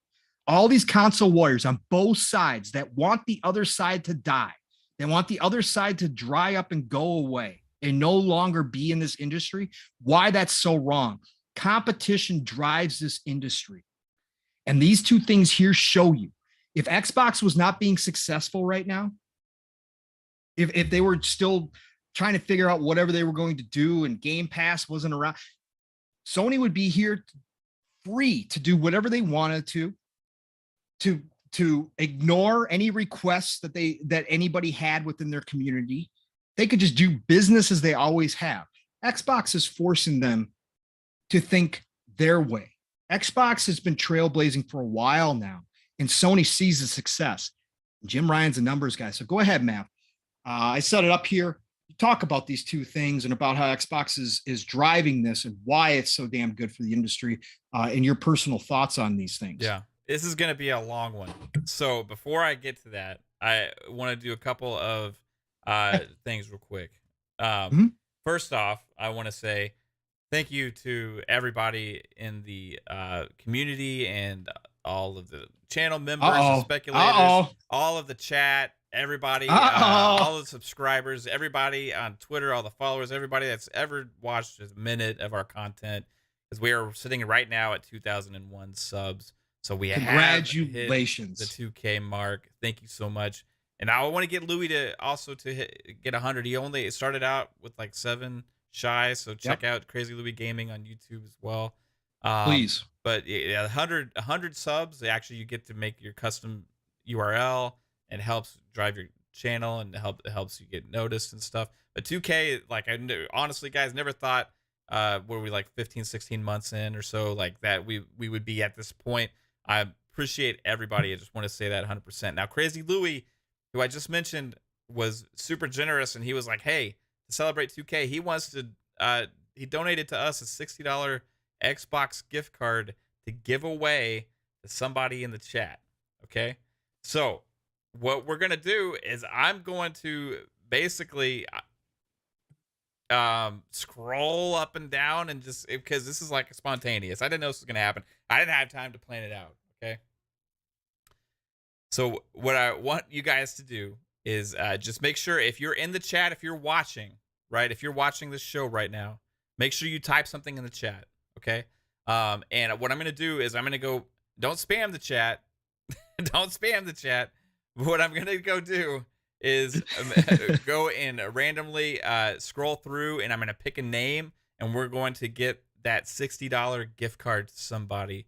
And again, I appreciate everybody so much, 100%, guys. Thanks for all the I see lots of congratulations and stuff in there. That's awesome, guys. As well as we got a couple super chats to get to. So, hey, Splendiferous hit us with a $2 super chat, and he said, off topic, but the Halo news is important today also. I'm sure you're referring to the Halo 3 news where the 360 servers were finally put to rest. Yeah, that's big news. We've known that was coming for a long time, so I think a lot of people have time to prepare. You're talking about a game that's came out in, 2008 or 9 or so, or 2010? I don't remember what year it came out, but yeah, 360, those are a lot of memories back in those Halo 3 days, so they put those servers to rest. You can still play Halo 3 on Master Chief Collection, so if you want the best experience playing Halo 3, go for it on there as well. Also, Bernard Miller hit us with a $2 super chat, so thank you, sir, as well. He says, do we think 250 million gets Elden Ring and DL 2 day one game? And I'm guessing Dying Light 2 day one Game Pass? 250 million? I'll let you answer that real quick, and then we're going to get to the other comments, but I want to... Did he say both? Did he say both? 250 million, both. Woo! I don't think so. I don't think so. Elden Ring. Maybe No. Dying Light would be a Dying Light, I still believe, has a chance at Game Pass, because if the rumors about Xbox helping that developer Techland out and giving them some money to help finish Dying Light 2, that could be part of that deal. We're not going to know about it till probably a week before, because they're going to want to get as many pre-orders in as possible, right? So we're not going to hear about it. I still think there's a potential that Dying Light 2 shows up, for sure. I think it's a good possibility. I'm not going to say for sure at all. That's not it, but I just think it has a good chance. Elden Ring. We talked about this a little bit on Xbox Factor podcast on Tuesday, because Boom has this opinion. Boom just put up a good video, one of his X vlogs about this as well. Boom's in the camp that says, absolutely get it done. Yep. Look, there's a couple things that you guys got to consider when it comes to Elden Ring. Number one, there was a deal on the table for Xbox to have marketing rights. That deal, for whatever reason, fell through. Jeff Grubb talked about this months ago. That deal, that's why we did not see it at the Xbox show. Jeff Grubb alluded to the fact that he believes that he wouldn't name them outright, but everybody knew. He alluded to it. So again, I'm not saying Grubb quote, because he didn't say the name. However, people obviously knew who he was talking about. Somebody, Sony, stepped in and told From that it wasn't probably in their best interest to do a deal with Xbox. Yeah. Okay. We know that Sony has a great relationship with From. We know that From does not want to damage that relationship any way, shape, or form. Sony has done this in the past. So again, chances are that I said on Xbox Factor that even though there's always a price, that price would be so astronomical to make that happen that I don't think Xbox would do it on their side. Would it be a fantastic get for them? Of course it would be. There is so much hype behind Elden Ring. People are already calling it game of the year. It's not even out yet. Again, talk about people getting hyped for a game. Look, it's off the charts, right? So yes, it would be a gigantic get if Xbox could pull that one off and get it done. Yeah. If they do, I will give them all the praise in the world, because man, is the internet going to blow up. Okay, the internet's going to explode. Okay, if that happens. Because again, we already know any game that comes into Game Pass, even when it's multi-plat, no matter how big it is, it automatically gets associated with Xbox. People talk about it as if it is an exclusive when it comes to Game Pass, because of the value that Game Pass gives you when they add something like that. So yes, I believe that. Obviously, I think Xbox would want to do it. I just think From Software would price it so high, so ridiculous, that Phil would be like, even if we got billions set aside, no. I'll go buy 3 games for that. Thanks. Anyways, right? I just don't think so. They could fund the development of their own Souls game You know what I mean? Right. Like Right. that could be an exclusive for that as well, probably. Yeah. Yes. And only on Xbox. Yes, I do have a price. Uncle Phil can drop a bag off and he can buy me. I'm not going to deny that. There is a price for me as well. And shout out to Jean-Marc Louis with the $2 super chat. It says Series S will reign this holiday with Stalker 2. Stalker 2, Starfield 2, Redfall. Lots of amazing games coming out. Again, thanks to everybody in the chat again. I was very humbled to see all the amazing comments. But we do have a winner. You saw me doing this. Like, I was trying not to see it, but I'm trying to, like, click on a name so I can make sure my mouse is in the right spot, but also, like, not see the names, you know? So I was, like, trying to... So I got a winner. And I honestly, I was surprised that he won. Okay. Who won? It's a great member of the community. No, Caitlin won. Caitlin, yeah. No, it's Chris Jones. Chris Jones. Chris Jones. C-Unit. C-Unit won the $60 gift card. I swear, guys, I scrolled down and I clicked on his name. It was Chris Jones. So congratulations to Chris is getting Crazy Louis' $60 Xbox gift card. Well deserving to you as well, sir. So appreciate. And everybody go, hey, shout out to Iron Lords podcast. Yes. And all their writers over there. For anybody who doesn't know, Chris Jones is actually a writer for Iron Lords podcast. Please go check out his articles. For some reason, he even chose to quote me. Just ridiculous. Nice. Yeah, he quoted me in his last one. He claims he's doing another quote as well. Anyways, go check out Chris and all the writers over at Iron Lords podcast. Yeah. Doing amazing over there. They have great articles and a great group of writers over there. So please go check them out as well.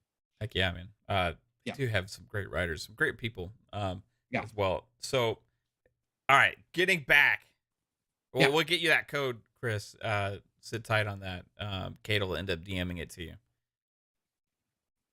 Getting back to the PlayStation stuff. Okay. Yeah. So patent for backwards compatibility, so we got a and lot of, Spartacus, and whatever else you want to flow into. This is like, okay, this has been something that if you go back into when we started this channel and a lot of discussions about where Xbox was going with Game Pass. Okay. But the Xbox was going with Game Pass. We already knew what they were doing because they had made the acquisitions, and we knew that their investment with the first party games was right. And so we knew where a Game Pass was going to turn into, and made the comment back then that the value is only going to grow exponentially, and unless PlayStation does something, that value gap is only going to get bigger and bigger. And what I mean by value gap is you have one platform where you have all of the first party content coming day one into a service, and not only that, they are acquiring more content to put into that service by making acquisitions of these studios, and not just any studios. You have some of the forefathers of game development that they have been acquiring. Western RPG forefathers, first-person shooter forefathers. You have some of the titans of the gaming industry had been acquired by Xbox to fulfill the promise of Game Pass, which is a platform that they have invested a lot into. And giving that all to gamers at $14.99 with Ultimate, adding EA Play in there as well, was just insane. Now, knowing that at the time, everybody's like, Xbox has no games. Xbox has no games. Well, guess what? They got games now. Okay?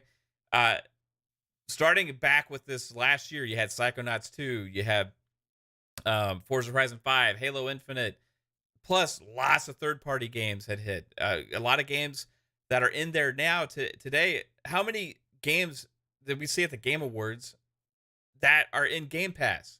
A lot, right? So when consumers are looking to buy something, right, they're looking at an Xbox, they're looking at a PlayStation. It's not just about the hardware itself and the price. It's about the value proposition going forward of what you're going to have to spend to enjoy that platform. And on one platform, you can spend $14.99 a month, and you're going to get the promise of games like Halo, Starfield, Forza, Stalker 2. I mean, you could Fable, Elder Scrolls. In the Xbox Ultimate intro that we did, there's a shit ton of them, right? There's just so many freaking games, right? And that's only the first party stuff. Hellblade, what they've even been doing now is what Jeff Grubb said, where they have those billions. He said billions with a B, to increase that value proposition for the gamers, getting third-party deals done to get more games into Game Pass. And we're already seeing that on January 20th, this month. This month, we have 2 massive third-party drops with a newly announced Hitman Trilogy that is going to come with the Season 2 content is launching that day. It's coming to Game Pass and PC Game Pass. Not only Hitman Trilogy, but also Rainbow Six Extraction, all on the same day. 2 massive third-party drops. So it's no longer just about first-party coming day one. It's also about massive third-party games coming day one. And this changed last year when MLB The Show hit, when Outriders hit, and that value proposition is continue to grow and grow and grow. And people cannot ignore the savings. People cannot ignore the savings on their wallet. So when they're having to make that, when mom and dad are at the store, son, I know you want a PlayStation, but you know, the Series S is only $300, and you know, you got all these games. The younger crowd is going to get pushed into this. Games are getting more popular, like Halo and Forza Horizon, all of this stuff, and it compounds exponentially. So looking into the future, back then, before all this stuff was really got rolling, when we knew what they were doing, we could foresee this thing was going to happen. PlayStation had to have an answer. PlayStation has to have an answer, because they cannot allow you one platform to have such a tremendous value and their platform be ultra expensive to play on, and they got to do something. This is going to be the answer. They have invested in, and they've figured out finally a solution, hopefully to backward compatibility with those patents that you're talking about. They made it a priority, finally. Made it a priority because it's important. A lot of people say it's not important. Yes, it isn't important. If you buy something digitally, especially if you buy something digitally, you need to have the promise of not only being able to play that game today, but be able to play that game in the future. Future compatibility is just as important as backwards compatibility. In today's day and age, where 75 to 80% of game sales are digital. So if you have this platform going back to PS1, PS2, PS3, and those are going to not be too many of them out there anymore at some point, that library can just disappear. You know how many amazing PS1, PS2, and PS3 games there are that people want to play? And the only way for a lot of those games we've been able to play is just the cloud streaming.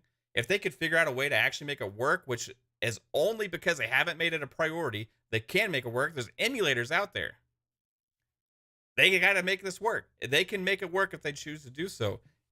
They are finally investing with that. And guess what? With that investment, you can build up the platform. You can build up the library. You can build up the value proposition. You got to even those scales out value-wise to the consumer. Next comes PlayStation Spartacus, a rebranding. Get rid of PlayStation Now. The name has a bad taste to it in a lot of people's mouths because it was a failed service. It didn't take off like they wanted it to.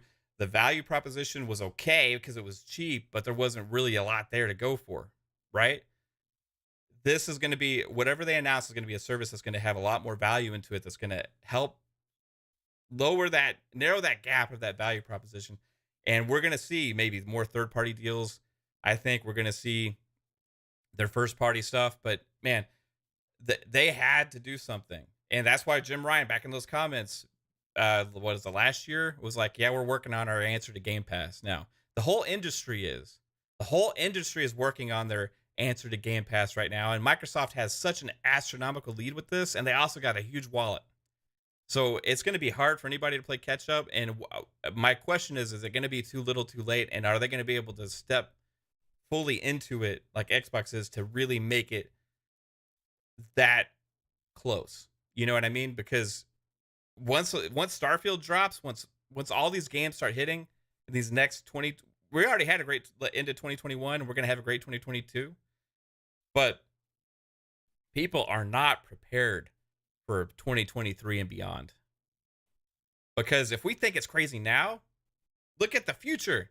It is absolutely insane. Stop living in the now. Look at what's coming. It is insane the amount of games we're going to be getting in the service. And unless they got an answer for that, I don't know, man. We're gonna see. This has got to be the answer. They're gonna start it out a certain way, and it's gonna grow. And PlayStation is changing. Whether people want to see that or not, it is changing. They're putting their games into PC, right? They're creating a better service for the gamers. This is a good thing, right? I have seen some comments out there like, "Oh no, I don't want them to be like Xbox. They're going to be like Xbox." Guess what?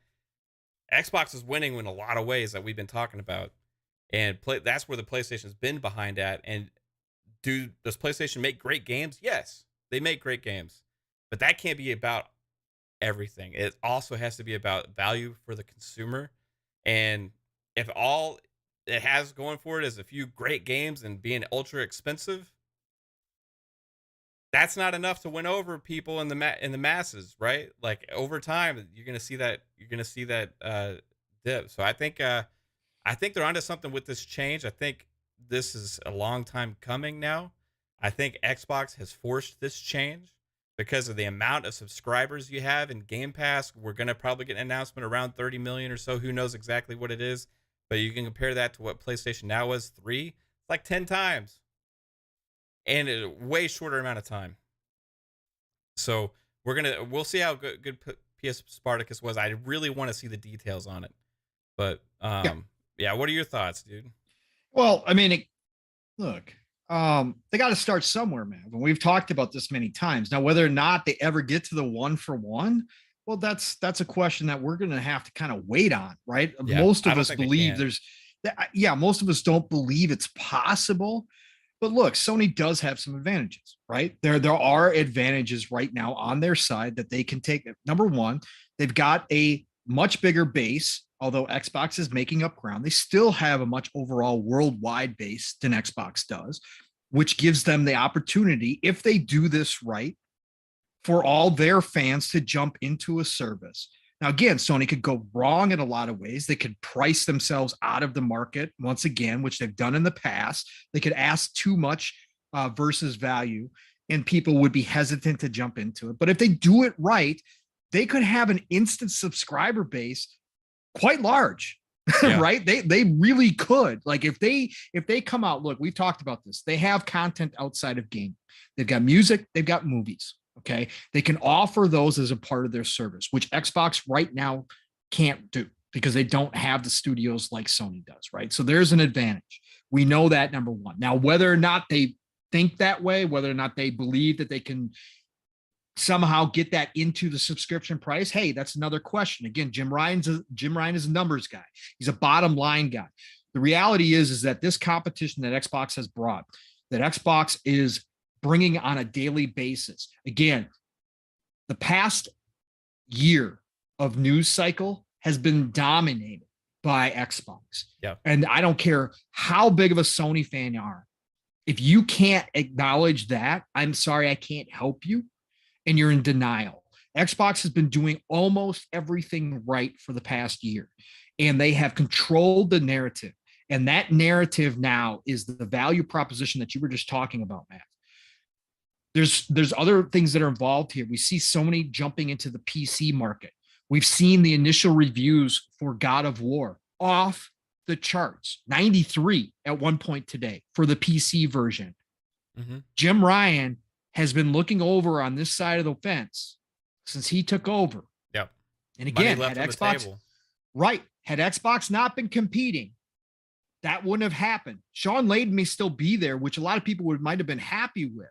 But Sony saw the writing on the wall. Sony saw what Xbox was doing. Sony saw the future of this streaming, subscription-based services. They saw all of that coming, and they saw Xbox pivoting very quickly because of the backing of Satya and Microsoft Corp. Because it's a $2.5 trillion company backing up one of their divisions and saying, hey, this division is now a pillar of our company. This division helps us sell our cloud services as one of the best examples.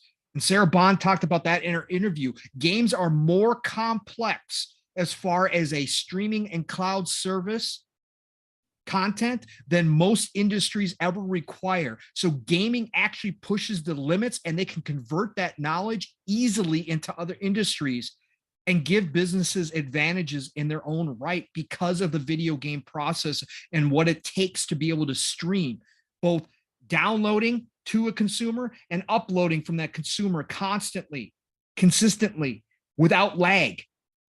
That is something that is a requirement. So when you get a Microsoft Corp that says, hey, this division is no longer the cute little kid division that it once was, this division is now going to push our company and our services, because we are a service and software company, it's going to push us in other industries. So guess what? They are now our golden child. They're no longer the cute child. They are now our golden child to elsewhere. And they back that. So then Xbox was able to pivot on a dime. Sony can't do that. It's a slow turn, but they have to start somewhere.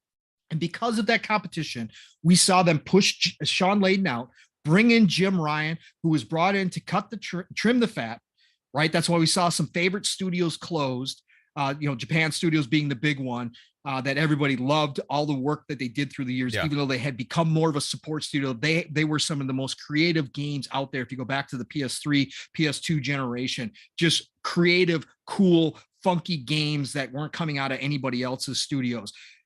He was brought in to do those hard decisions so that they could go ahead and get that bottom line looking healthier. Because again, PlayStation is everything to Sony as far as a financial standpoint, for the most part. They have the insurance over in Japan. People forget about that. That's another big part of it. But their electronics have been down for so long that they rely on PlayStation to support the company. So Xbox, now that it's a pillar, it still doesn't have the same financial responsibility to Microsoft. Microsoft has so many other things. It doesn't matter. Yeah. Like Xbox is a drop in the bucket, right? At the end of the day, they just help push all these other things as well. And if Xbox can turn this into Game Pass into the worldwide kind of phenomenon that they want to, and all of a sudden you've got 100 million subscribers to Game Pass one day, well, then you're talking about big, big money to Microsoft. And then you can say that they're a part of it financially. But right now, PlayStation is just it for Sony outside of a couple things. Sony relies on it. So they have to be very careful in what they do. So Jim Ryan was brought in to make sure the numbers work and to slowly get this change started. And Jim's been watching. Xbox has been trailblazing. Yeah. Phil and his team have been out front saying, hey, this is how you do things. And Jim's sitting back going, okay, we can't do that like day and date first party game. Yeah, how are they going to fill up the value? How are they going to fill it up? Again, with other content, they're going to reduce the time that their first party titles do jump into that service. Right. And I think they can do that. Are they going to have crossover service for PC, you think? I think they're working on the crossover service for PC. I think eventually they're going to do some goodwill things, like eventually, and I don't know, I don't think it's like tomorrow, but eventually I think that, again, just like Xbox, if you own the game on Xbox, you own the game on PC, right? Yes. I think that cross-buy feature is going to come into play for Sony as well eventually. I just think they can't do it right now, but I think that eventually will. But I think, again, offering other content, reducing the amount of time before your first-party titles do drop in there. I think that certain first-party titles, and I have the sneaking suspicion that Gran Turismo could be one of them, drop extremely early into the service to give it value. And then what are they going to do? What they do best, Mav, what they do best. And we talked about this before as well. They're going to use the relationships that they have with companies like Square, like like all these other companies that they've been doing business with for a long time and have a tight, close relationship. They're going to make those deals to bring the Final Fantasies, the Dragon Quests, right? The Elden Rings, all those and I'm not saying Elden Ring's dropping in there. I'm just giving it as an example because it's From's next big game. They're going to make deals just like Xbox has been doing with their partners to bring those games into the service and exclude Game Pass and maybe exclude Xbox altogether. Yeah, that's right. I have that as well. That's what they're going to do. And that will create value because those titles then are not first party titles, but they feel like first party titles, and they're you know, technically they're second party deals at that point, right? And even if they do their 2-year deals that they've been moving towards with like Forspoken, it's pretty much an exclusive at that point. It's pretty much an exclusive at that point, and they're going to continue because that's how they do business, and they do that business very well, and they have tight relationships with a lot of companies. Okay, and so that's going to continue to happen, and probably even more so.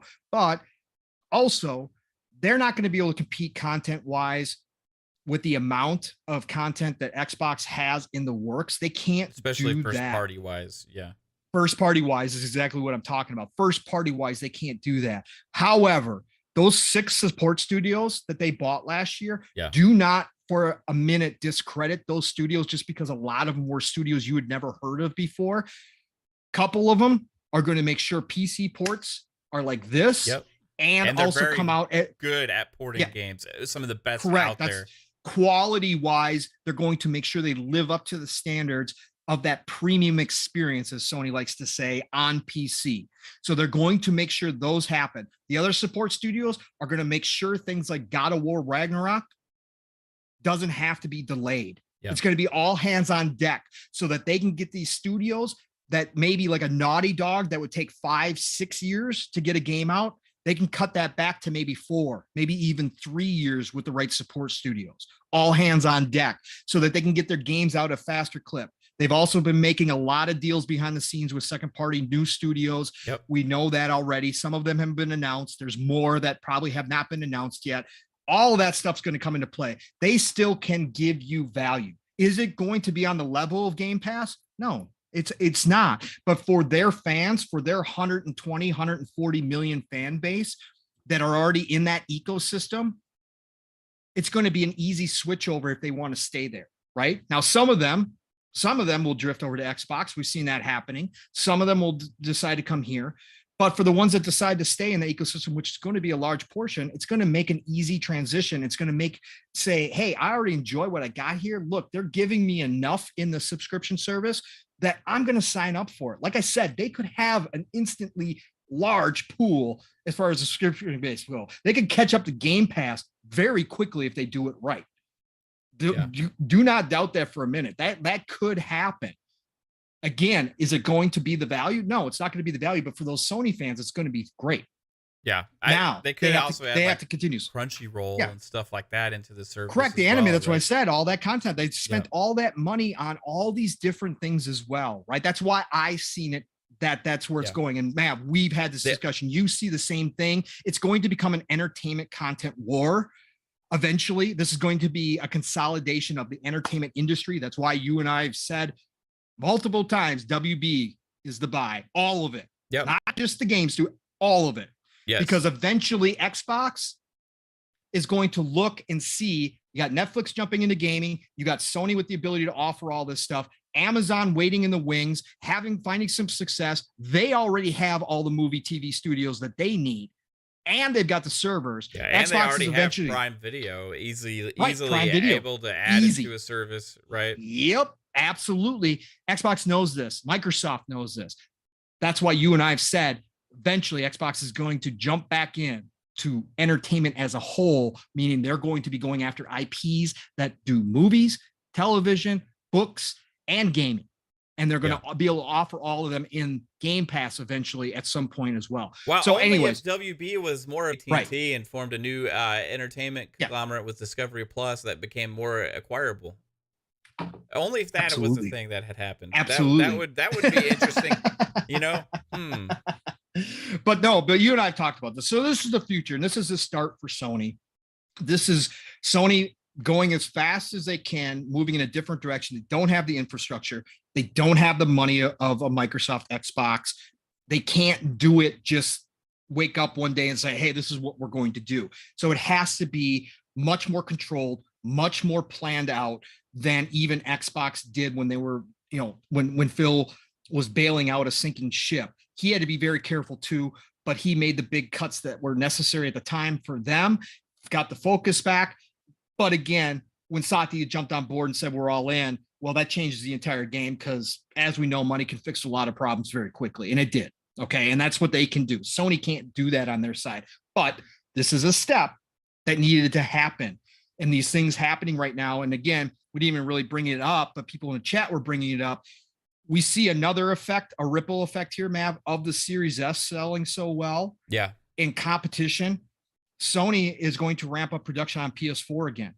It's so crazy to hear. It is. They're talking 1 million this year. But that's the demand that we were talking about in the industry as a whole, right? People can't find them. GameStop's paying $300 for a PS4 Pro right now. Yeah. That's insane. So Sony sees this. They don't have a separate, cheaper SKU like Xbox does. Shout out to Xbox again. Preparation creates a lot of luck. They didn't know about the pandemic, but the preparation, understanding that a separate, lower powered, less priced SKU that can still play the same games as your Series X would have success even without the pandemic. But then the pandemic showed up, the chip shortage happened, demand went through the roof. Guess what? Now Series S is selling like hotcakes. So what does PlayStation do?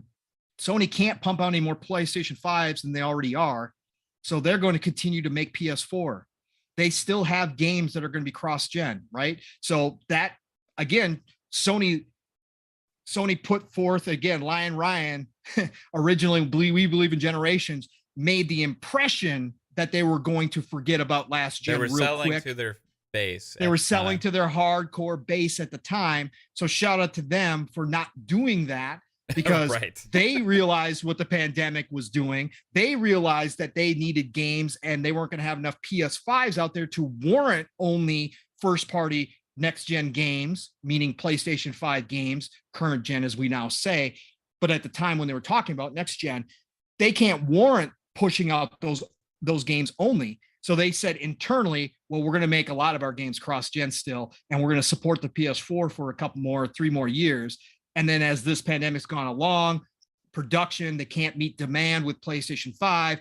What do? You ramp up the PS4 again and continue to sell it, because people obviously are buying them from GameStop for expensive, because GameStop would not be giving you the amount they are. And aren't all 3 of their big exclusives this year coming to PS4 this year as well? Yeah. Horizon Forbidden West and Gran Turismo and God of War.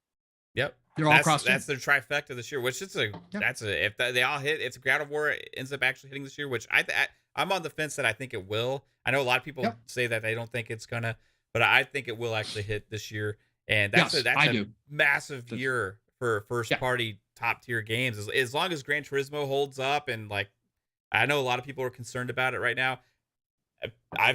People are well aware, if you've watched me before talk about this game, I am extremely excited about it because I have a lot of hope, right? I want that nostalgia factor of like a good Gran Turismo again, but I do understand a lot of the concern comparatively to knowing that Xbox has potentially a Forza Motorsport dropping this year. That's it could blow the current gen only. Blow the and see, blow up. That's the whole thing, Mav. Like, again, what we're trying to say here, again, just because Mav and I prefer Xbox, we can both credit Sony, and I do credit Sony from a business standpoint. Again, you could think of Jim Ryan how you want to think of Jim Ryan. He's not a gamer. He's not that Phil guy. He's not a guy that I'd sit down and have a beer with. From a business standpoint, he gets it. But this competition has moved this. Xbox has the ability to now xCloud stream to even your old console. You can play current gen games, even if you can't find it, right? That's an advantage. So Sony has to do something to continue to be able to provide to a larger base to justify these games costs and being made. So what are they going to do? Well, they've got 130 million PS4 owners out there. Only somewhere around maybe 13 to 15 million people have been able to get PS5s. And you take out the scalper portion of that, and it's not even that many. Well, what are you going to do?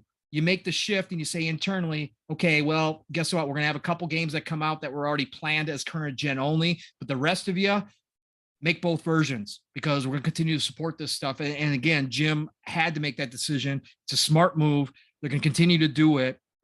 PlayStation 5 owners can stream and yell all they want until the day, until the cows come home. It's not going to matter to Jim Ryan. Jim Ryan's there to make money. He's going to do that stuff. So each company is dealing with this in a different way. Again, Xbox, when they pivoted, when Phil came on board, made all these decisions, all that planning, all that investment that they did in all of these services, which is what Xbox excels in, and what Microsoft as a corporation, they are a software and service company. They place themselves perfectly in position to, even though they weren't aware of the pandemic when this hit, to be in this moment right now, to be able to take advantage of all of it. And that's exactly what they're doing. And that's why we see them catching up. Again, Sony's market leader worldwide. Sony still has the name over Xbox, but Xbox is making its best case ever since the Xbox 360, but I will say ever right now as to why you should own an Xbox and jump into this ecosystem. And that is working, but it's all the competition that is making all of this more healthy. And we don't even talk about Nintendo because Nintendo's doing their Nintendo things and they don't even, whatever. They're dominating, right? World, man. It's so when I say, but they're dominating in that portion, right? The pond that they created, they are absolutely dominating.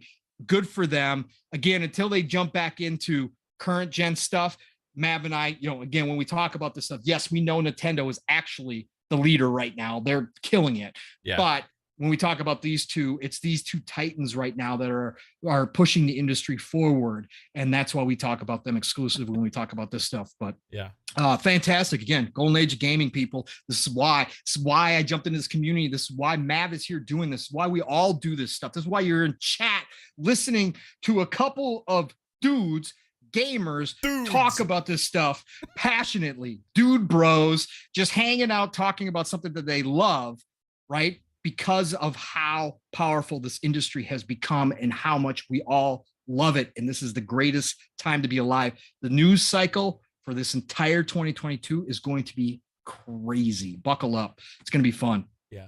Hey, let's get to a couple super chats real quick, Pong. Yeah. Artie M earlier hit us with a $2 super chat. Appreciate you, Artie. Says, I can listen you two for hours. Congrats on 2K, Mav. Well, appreciate that as well, and thanks for the congratulations. And Pong, you can listen to Pong for 2 hours straight. I think he could talk for 2 hours straight too. We'll see the Pong for 2 hours show at some point. Yeah. Splendiferous hit us with a $2 super chat. Thank you, sir.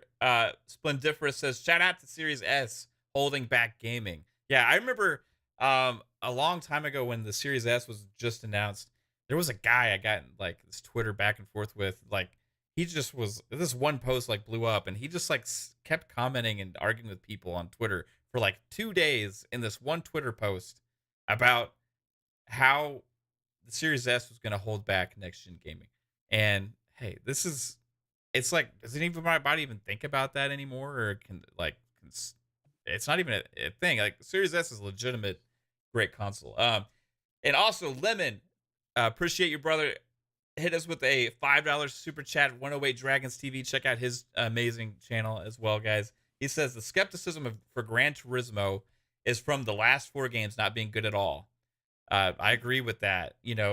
So we'll see like where this one lands. I have hope because they're saying going back to like the old school style a little bit, and I think it looks okay. I don't think it's gonna blow people's socks off like maybe the new Forza Motorsport will be, but it doesn't have to be a great game, in my opinion.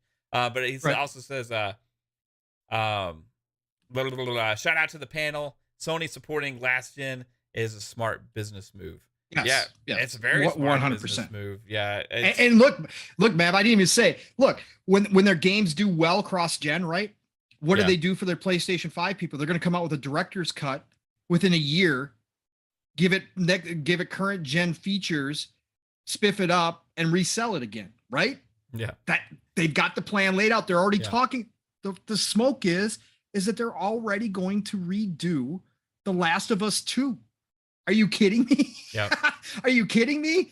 Look, Jim's laid it out for you. It's a smart business move. No matter what you think of it, he's doing what he needs to do with what he's got. He's limited in what he's got as far as looking over at Xbox and what they are doing. He's limited. So he's doing the best with what he's got. You can call it you can call it fleecing his customers. Yeah. I do. He's fleecing his customers, but his customers are obviously willing to play. So again, just like Nintendo charging $60 for 20-year-old games that they do nothing to but repackage them, all I say is I always respect that hustle. Yeah. If you can get your fan base to buy in, more power to you. Hey, period. Until they speak up, nothing's going to change. So one thing also, like PlayStation, all these little acquisitions they've been making the last like year, right? Yeah. When acquisition season happened and like Xbox, like we're like, okay, when's the Xbox thing happening? There's Xbox stuff happening. We just haven't heard about it yet. But we've heard a lot about these little smaller acquisitions like from PlayStation. And I feel like it's all strategically being made to build the new PlayStation going forward with this whole plan. It is they're checking boxes like they went, okay, how do we do this? This is what we need to accomplish. Let's go and get this and this to make it possible, right? So they've already had those core massive great teams at building some great games. Now they needed to add the things. Okay, how do we get them on PC? How do we get these ports done for this? How do we implement backward compatibility? How do we do all this stuff? And they've been acquiring all these studios, making those moves, right? And that's part of this whole new PlayStation that we're going to see. I'll call it the Play Box. We're going to get the Play Box coming forward. Some of you guys may not like that, but if you don't think Jim Ryan, it's a Play Xbox. Let's go.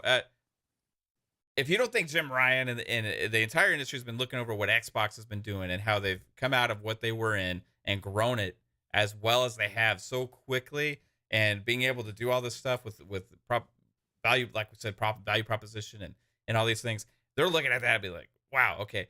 First off, we know it's successful because we see the success from them. Second off, we have great relationships with a lot of partners where we actually have potential to have more things exclusive potentially in the future because of these relationships. They could potentially do that, like those From Software games, those like Square Enix games with Final Fantasy news that came out about, oh, Final Fantasy may not be on Xbox this next generation. You know, okay, last generation, what do we get? Final Fantasy 15 and Final Fantasy 7 Remake. You got 2 games in 8 years, or 7 years or so. So you know what? That's a big thing, but it's also like there's a lot of other exclusives on both platforms as well, right? So they're gonna keep making deals like that to build that up, and that's something that they can do because of those relationships that they have. So that they're gonna use that, while Xbox is gonna continue making moves like we already know about, like the Rainbow Six deal, the Hitman deal, other deals going forward, and continue to acquire big studios and big things because they're gonna continue to grow this stable, right? And a lot of the studios they're probably going to make these deals with and maybe acquisitions are ones that we already see in the news about games that are working on Xbox right now, including one that we just got a Game Pass deal for. Correct. So it's going to be interesting, man. I can't wait till the Playbox 6 comes out. My God, that's terrible.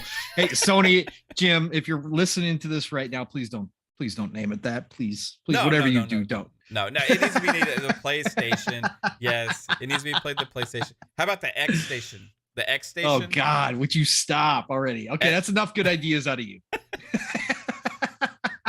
Oh God, that's horrible. Oh my God. The X Station, you know, they're going to just take all of Xbox's ideas and put it in a PlayStation. No? Get messy. Okay. Why you get messy? I'm sorry. We're having a good discussion. No, I'm sorry. No, I'm sorry. Dude, it's for the better, right? Here's the thing. Whether like Xbox copies PlayStation copies Xbox, PlayStation copies Nintendo, they all look at each other's business models and like, what works with them? How can we do this better, right? And overall, if you have great competition between Xbox and PlayStation, you're going to see some more sharing ideas. You got one platform that right now is doing something completely different than the other. But then you see, wow, they're having a lot of success. You see this transition now where it's like, okay, maybe we can do it too. And maybe we can do it our way, right? So we're going to see the PlayStation way.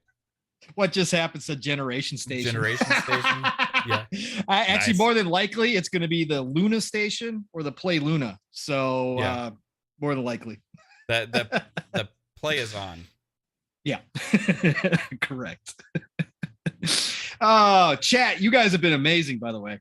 You all are hanging out with us. We had like over 70 people hanging out with us, 67 likes. That's fantastic. If you have not hit the like button, please do so. Obviously, if you're not subscribed to Fun Speculations channel, man, if you want content like this and more, because Fun is building Mav is building an empire over here, please subscribe to him. Continue to push him. He's already over 2,000, hit 2,000 earlier tonight, but please continue to do so. Do that. But we got some great people. Shout out to Lemon, who jumped in here. Shout out to Boom, who jumped in here as well. Good to see you, brothers. Obviously, we got Ramon G in here. Rick Payne still hanging out with us. Jasper's still here. Chris Jones, of course, who was the big winner tonight. Shout out to you, brother. Mr. Joanna Dark, Gerald Mack, OCDgamer, Clay Mudd. Good to see you. Kevin Ainsworth in the house. We got Cade6. If I pronounce that, it was a Katie6, excuse me. Hopefully I pronounced that right.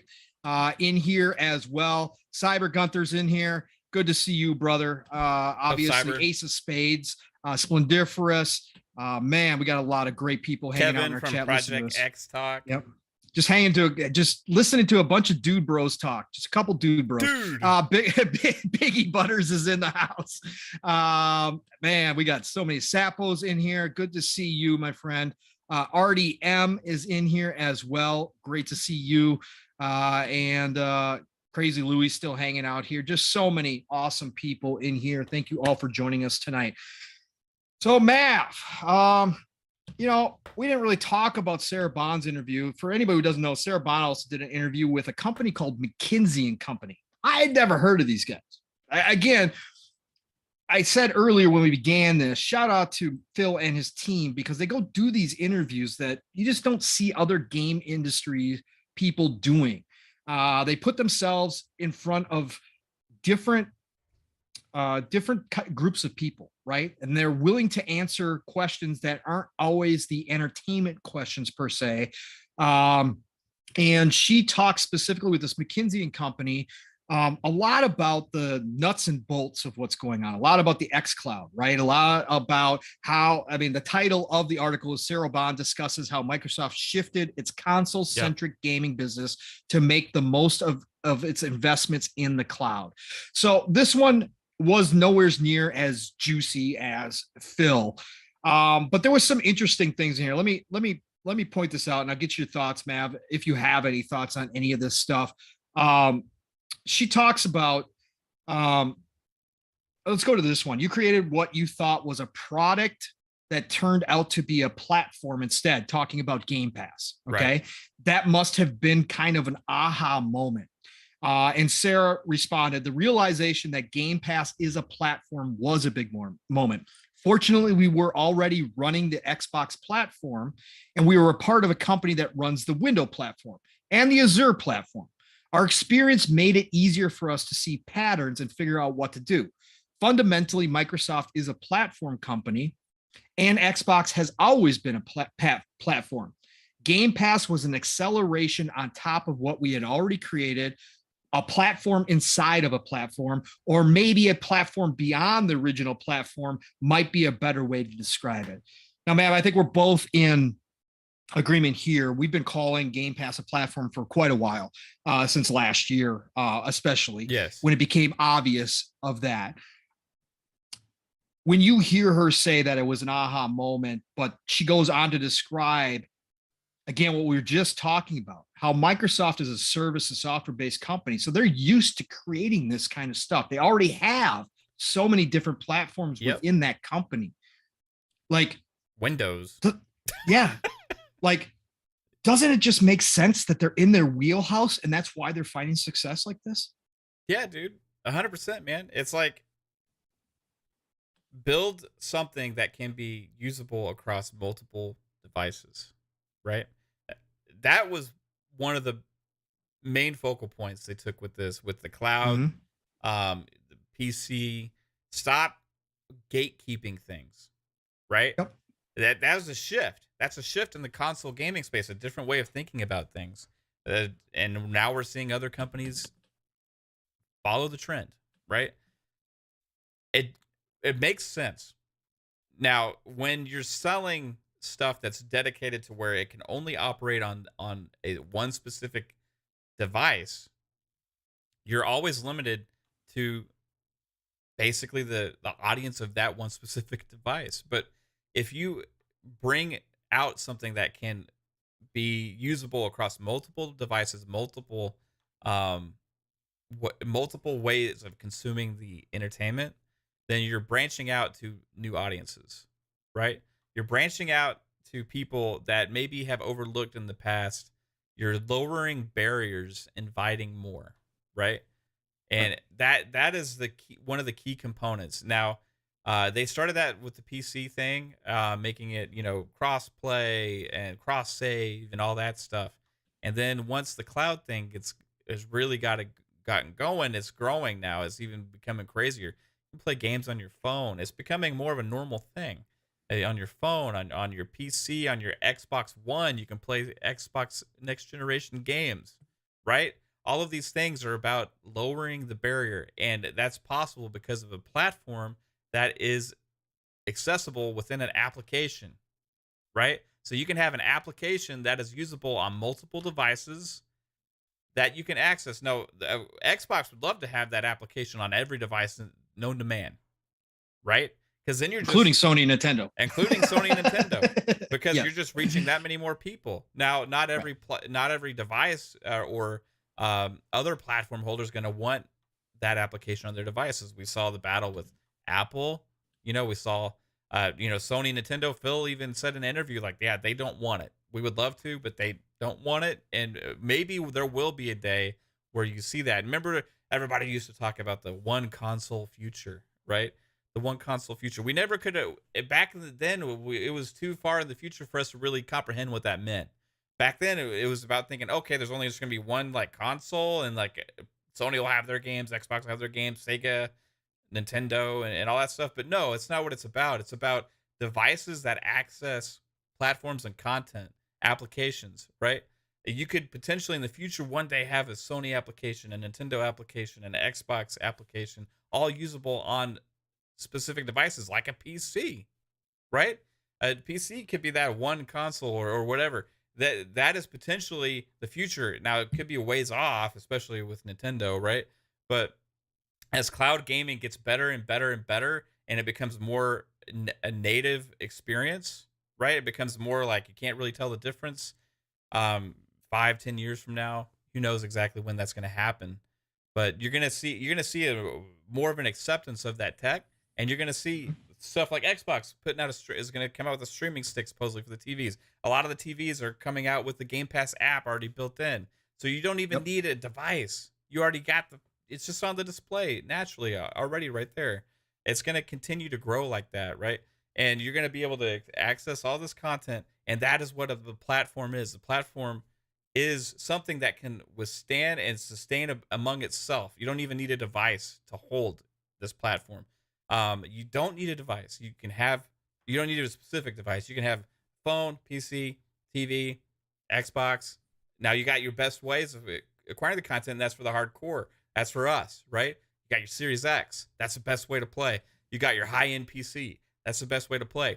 But if what you're offering is a service, as a platform for a certain amount per month, and you're adding all these games into it, you're inviting a huge audience into it. And that never would have potentially even had the chance to buy into that before. So it just makes sense. Not when you think about, okay, how many people can really afford to go out there and buy a $500 console, or would even take the chance to, because they're not super into gaming, right? Yeah, I see these games, I'm kind of interested in it, but you're not going to go out and buy a $500 console or $300 or $400 even just to try it, right? Something that's available just to try, you just get that subscription. You know how many people have gotten sucked into like Netflix because of one show, right? Or Hulu, or now Peacock or Paramount Plus, or whatever it is. You get that one thing that catches your eye. I really want to try that. You subscribe to the service, and guess what? The next thing comes, and the next thing comes, and then the next thing comes, and you're hooked into the service. Those are services as a platform, right? And that's what Xbox has been building with this. And it makes sense, man. It is the future of entertainment. It's going to consolidate into more. You're going to see more of these entertainment companies merge and make deals with each other, with partnerships and all these things. And it's honestly better for me because I get to pick and choose what content do I want to pay for, as opposed to the past where you like have this one overarching like bill for everything, and then then you got to buy pieces of hardware and pieces of software specifically, and instead you can just like, okay, can I swing $15 a month this month to play all these games? Yes. Okay, so I'm gonna do that, and guess what? I get all these new games coming, and I got all this stuff, and potentially whatever else they put in the future. That's why PlayStation's making that move as well, man. It's like it's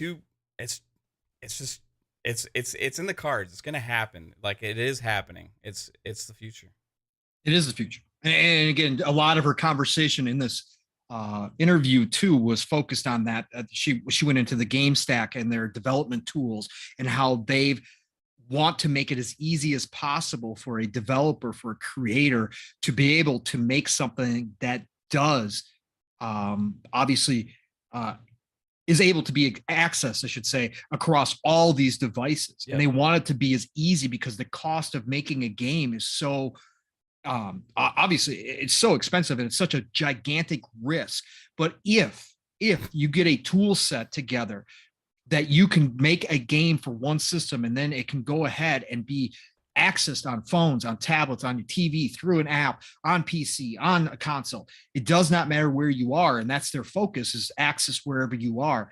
If they can make those tools for developers so that developer does not have to put extra expense into that game, that just frees up the creators to do so much more and gives them that 2 billion, 3 billion person audience, potential audience for their creation, which has not been done before, right? We've never seen that accessibility before. This is new ground that they're breaking. So that was a big part of the article. One last piece I'm going to pull out of this, Mav, and then we can get to some fun speculation town a little bit. Yes, sir. And go take a tour. One last thing out of this was they asked her specifically, is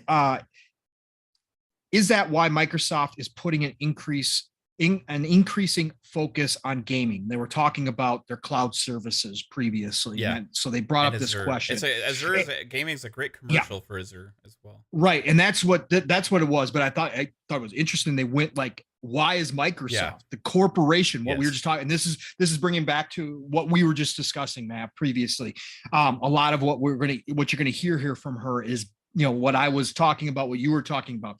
So she answers, there are a couple reasons why Microsoft is putting so much emphasis on and investment in gaming. First, Microsoft's mission is to empower every person and organization on the planet to achieve more. And gaming is the most prevalent and fastest growing form of media on the planet.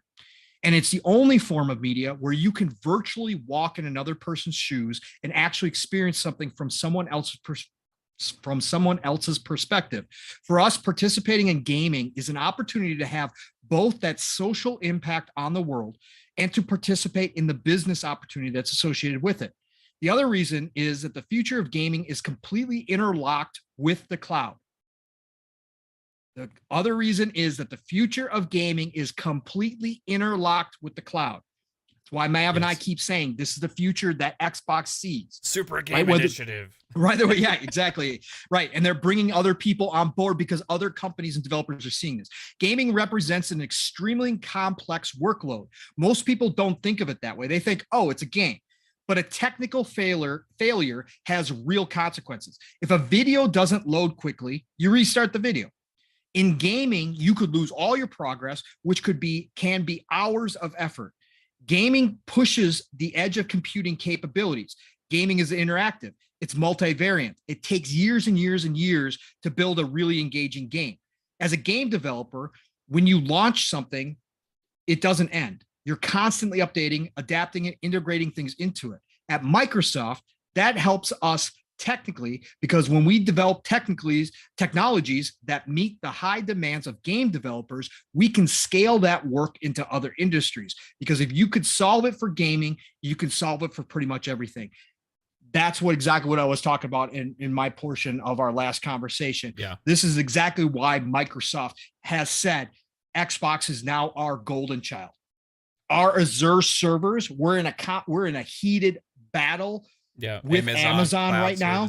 Yeah, AWS, we are in a huge battle because they have seen the future. The future, not just of the gaming industry, but of much of the world is going to be in the cloud. Whether that's scary for you or not, it's the fact. That's where it's going to all move to. Much of what we think of as normal processes that was done on hardware back in the day is going to be done in the cloud, whether that's shipping, whether that's formula, scientific experiments, whatever you're talking about, whatever industry you want to talk about, there's going to be some form of that industry in the cloud if it's not already there. So Xbox, because game development, games themselves are so complex when it comes to computing and because of the data transfer and all that kind of stuff, like she just said there, that allows Microsoft to say, well, if we can do it on Xbox and we got X amount of games running all this data constantly through our cloud servers, and look at how few errors we get and look at the performance we get. And this is how it translates to your industry and what we can do for you, because this is extremely complex. What you're looking to do over here for your industry or your company, we can easily translate that. That's not a problem whatsoever. That gives them a leg up over AWS, right? That gives them something. That's why Amazon's looking to get into gaming as well. It's not just about the business opportunity that's in gaming, which is gigantic. Again, #1 entertainment in the world as far as dollars go. It's not just about that. It's about advertising your cloud services for a whole world full of industries, right? Yep. And so I thought that question and answer really nailed it with as far as Microsoft's thinking. Any other thoughts on that, Nev? Yeah, I just think you're gonna see more growth of it. Like we kept saying before, you're gonna see more other entertainment be consolidated into the same services, because then you're gonna be able to pay for one service potentially and be satisfied across all mediums as well, right? That's where it's going. You can pick and choose right now, but you're gonna see these mergers and stuff happen. It's a really interesting future, and I mean, it's really not even, to be honest, it's really not even the future anymore. It's just what we're living right now in the Xbox world, So as far as that goes, like, I think that I'm down for it, dude. I like, if you would have asked me like 3 or 4 years ago, I'd have been like, man, I don't know, dude. I don't know. But like, for the most part, what we also know is Xbox is also still making hardware. They're still making new hardware so people that are concerned, that was a lot of people's primary concern. Well, they don't want to be like only cloud, right? Because one thing, you're thinking of the way the cloud operates now, right? Not the future. And then two, you're thinking that you're going to miss having that dedicated experience that you love. That's going to be the best experience that you're used to. So I think that they rest at people at ease by saying that they are going to continue to make new hardware, right? Yeah, and Phil reiterated that in his as well. We didn't bring it up, but again, he said it multiple times. But she pressed him and said, "Well, are you moving away from the console space?" And again, he's answered this question numerous times, but he did reiterate, no, we just want people to be able to play wherever they choose to play, whether that's a console, whether it's a phone, it does not matter. We just want to give people more options, but we're not trying to take away those options. And he went on to, go ahead. Hence the Series S and Series X. It's all about options. You have the hardcore experience and you have the like casual experience right there. And actually the casual experience is pretty damn hardcore, if I must say. Right, exactly. No, absolutely. And he also reiterated that they're not taking away the ability to purchase content, because she was asking about Netflix. And he said, look, that's where it's different. We've talked about this so many times too, Matt, is that the ability to purchase the content is still there, even if you subscribe to our service. Whereas Netflix, you can't buy the movies. We still allow you to buy our games. And he goes, we're going to continue to do that because people want to do that. And he's like, we're not moving away from that at all. We're not looking to do that in any way, shape, or form. We want people to be able to buy what they want to buy, subscribe, stream what they want to stream. So he made those clarifications too. It's just crazy, man. It's like it never would have, like 10-year-old Mav, right? Yeah. Sitting there going and looking at those cards at Toys R Us, trying to pick out a paper card out of a sleeve to go take it to the magic window and get my game, would have ever thought that you can just subscribe to a service and play it on a PC, play it on an Xbox, play it on a phone, play it on a tablet, play it on the TV without a device, play it or wherever.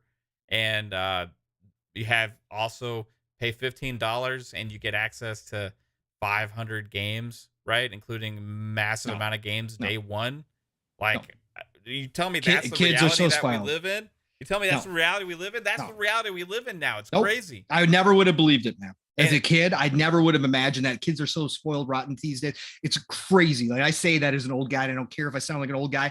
You kids are spoiled rotten, okay? Period. My kid was spoiled rotten. Yeah. But to be able to get on Christmas, to get a Series S, plug it in my TV. My parents hand me the card with the Game Pass subscription. I scratch that off. I put that code in there, and I instantly go to Game Pass, and I see 400 plus games sitting there that I can play. Yeah, and you don't even have to get off your ass and switch disc. You don't even have to do nothing. You but can download. run 5 You just gotta wait for the same download. Time. Like, they just swap between them. It's so crazy. It is so absolutely crazy. Insane. And not only but the games are bigger and better than they ever were before. And the investment into it's bigger and better than it ever was before. And you have these games like where you would be like outplayed it for like 3 months and you just have nothing to do. Now you have games lasting for years with new content and all this stuff. It's absolutely insane, the world we are living in as gamers. That's why I hate when all this toxicity and bullshit goes on, where people just complain constantly about stupid stuff, right? They just complain about stupid, idiotic stuff that does not matter. And when we're sitting there and we've got all of this at our disposal, right? I understand there's issues and there's definitely things that need addressing and complaining about and bringing to attention when they happen.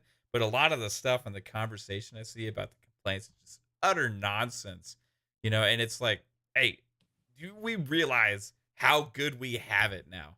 Right? Like, no, we don't, because it's here. So we get used to it. You know, you get used, even that leap from the Series X or the Series S down back to the 1X. Like, there's so many quality of life improvements there that we're already so used to and we're already like taking for granted. You know what I mean? And even that leap, going back, Kate started playing Halo on the 1X and had it in like quality mode because she didn't realize, because like it was had been set in performance on the Series X, right? And our quality on the Series X, because Series X quality is 60, but 1X quality is 30, right? And she's like, why does it feel so bad? You know, why does it feel like it look like, what's wrong with it? And I'm like, oh, you're playing at 30, babe. You gotta put the 1X in performance mode to get the 60 frames. You know, and like that's coming from like, she doesn't know anything about like tech or anything. You know what I mean? But she could instantly tell the difference between 60 and 30. So I went and I switched it for her, put it on performance mode on the 1X, and she's like, oh, it's so much better. It's so much better. Thank you. It's so much better, right? The games are so much better than they ever have been. Now, we always have our nostalgia, the things we loved and the things that we wish could come back in a way that companies have moved away from. And I think we're getting more of that now too, which is crazy. You know, it's absolutely crazy. And speaking of, like, they're gonna remake Red Dead Redemption. And remake. You want to touch this? You want to touch on this for a minute? We can touch on this for a minute. I got a couple thoughts on it. Well, first of all, Splendiferous. Oh, that's like the oddest compliment I've ever been given. But since you look, he says, Pong Soul, you are the ultimate consumer, my friend. That is great. I'm the ultimate consumer. I don't know if I want to be the ultimate but he said, love it. I love it. I'm the same way. I'm all for this stuff. Thank you, Splendiferous. I will take that as a compliment. Doesn't consume movies anymore, so he can't win that award. I got the movies on top of Pong, so yeah. Pong. Caitlin, you were exposed. Yeah. So I'm sorry, but he is your husband, and you know better. So he's going to expose you. But I am now the ultimate consumer. Pause. Look, not to y'all. Yeah, no, not to y'all. Look, okay, so Red Dead Redemption, right? So they're going to correct me if I'm wrong. They're going to do supposedly. Again, supposedly it's a rumor. And this is Rockstar we're talking about here. Yes. Okay. Which I supposedly they're going to we're going to talk tomorrow on Xbox Ultimate. Yeah. A lot about Rockstar. Just heads up. Right. So in general, they're going to remake the original Red Dead. and they're going to provide a current gen, next gen patch, however you want to say it, for Red Dead 2. What I'm curious, yes. So remake Red Dead 1. Yep. Which I don't know if it even needs a remake. I just think it needs an update. However, like if you say remake Red Dead, it depends on how they remake it. Like a Red Dead 2 update, we need that, right? We need it. Yeah. I want it for free. I don't know if it's going to be free. I doubt it. Rockstar. I doubt it. So we'll see. But man, I am glad at least that Red Dead 1 is going to be or not Red Dead. Red Dead 2 is going to be updated because I need that game at 60. I need it at 60. Right. Biggie, I agree with you. More remakes. I'm all for remakes in certain cases. Red Dead, the first one I would like to be remade. Just because it is so iconic. And for me, it's still my favorite over Red Dead 2. So yeah. I am that guy that I generally like the originals more than I do like the second and third iterations or however many they are. Right. So Mass Effect 1, I still am in the camp that that's a better game. Again, that argument can be had, but yes, I understand that the remake, everybody kind of sighs when they hear about remakes or remasters and all that kind of stuff. But there are certain games that I think deserve it. Yeah. And Red Dead, I definitely would say, is one of them. There's other games that don't. However, again, my caveat to all of this is Rockstar, and they just gave us the GTA. Yeah. Don't bring that up right now. I don't want to have that was which is freaking awful. Bad. So look, if you're going to do it right, Rockstar, or don't do it at all. Leave it as is. It's already classic. It's already iconic. Don't touch it if you're not going to do it right. Okay, please don't tarnish what you already created. If you're going to go flat out, go flat out. Mass Effect, EA, again, shout out to those guys. They did it right. Okay, the Mass Effect trilogy is better than ever. More generations of people who miss Mass Effect now enjoy it because they did it the right way. And they didn't even go the full boat. They could have gone up and beyond what they did, but they did enough. Even if they weren't going to spend a ton of money and production time on it, totally understand from a business standpoint, they just still did it the right way. Those games came out gorgeous and are fantastic. So again, Rockstar, if you're going to do this, all I'm going to say is do it right or don't do it at all. Period. Yeah. Point blank. Yep. So, I agree. Yep. And I'm excited to talk a little bit about Rockstar tomorrow with you because we got a lot to talk about with Rockstar in general. Sounds good. As far as what else was well, we got one last thing here, man. We got one last thing we'll just dive into here. We've been going for nearly 3 hours now. Thank you again, chat, for hanging out with us. We still have over 50 people in here. This next thing is the most fun thing for us. We're going to Speculation Town. We're going to Speculation Town. So let's talk about Town. Our favorite place, if Mr. Boomstick is still listening, we've got 3 of the mayors currently in the audience. So look, we just got man, January's been crazy, man. We're only halfway through January, and I feel like we've had a full month of news already. So we just get the announcement last week of Ubisoft Plus coming to Xbox and Extraction coming to Game Pass. Awesome. Extraction Game Pass January 20th. Awesome. Wasn't planning on paying the money for the game, but I now will play it. I've got it pre-downloaded. And in fact, Mav, I don't even know if I had to download it, but I watched their latest video and they said if you have Rainbow Six Siege, you get permanently unlocked all 18 of the agents. Wow. So I don't know what that means, but I re-downloaded Rainbow Six Siege because guess what? The deluxe edition is on Game Pass. So I re-downloaded it. So we get that news, Mav. And then today, of all days, a Thursday, January the 13th, Thursday, January the 13th, a little company called IO Interactive just tweets out. Oh, by the way, new season coming to Hitman.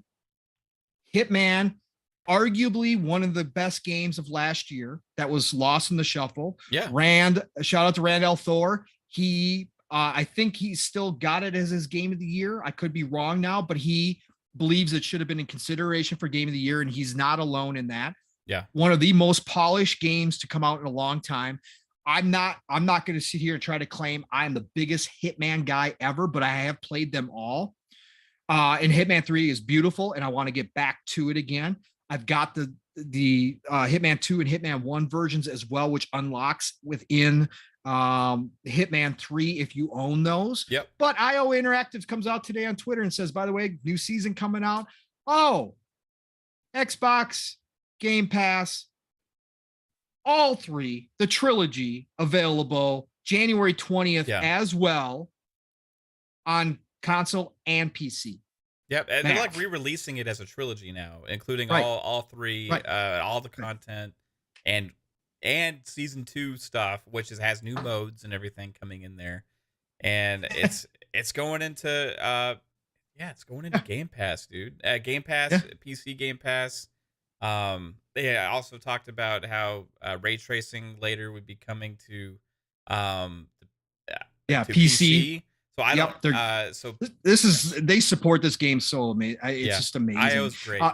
Shout out to Mr. Badbit, by the way, showing up in chat. Shout out to Mr. Badbit. He says Hitman 3 is GOAT. It should have, meaning that it probably should have been up for consideration for Game of the Year.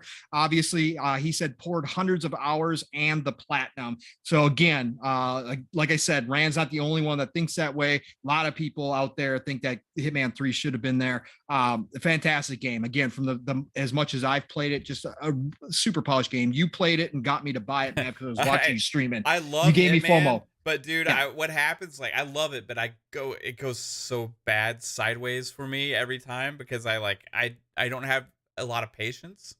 So like, I start to like take shortcuts. That first stream was amazing.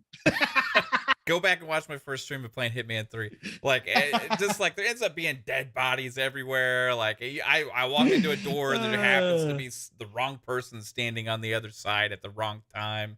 You know, just bad stuff happens with Hitman. It's Rambo for Mav. It's not Hitman. It's Rambo. I do love the games though. I have not finished Hitman 3 yet, just because so much stuff to play too. You know, but for them to re-release it as a trilogy now, including all that content in there, and have season 2 stuff in there, and hit Game Pass day one.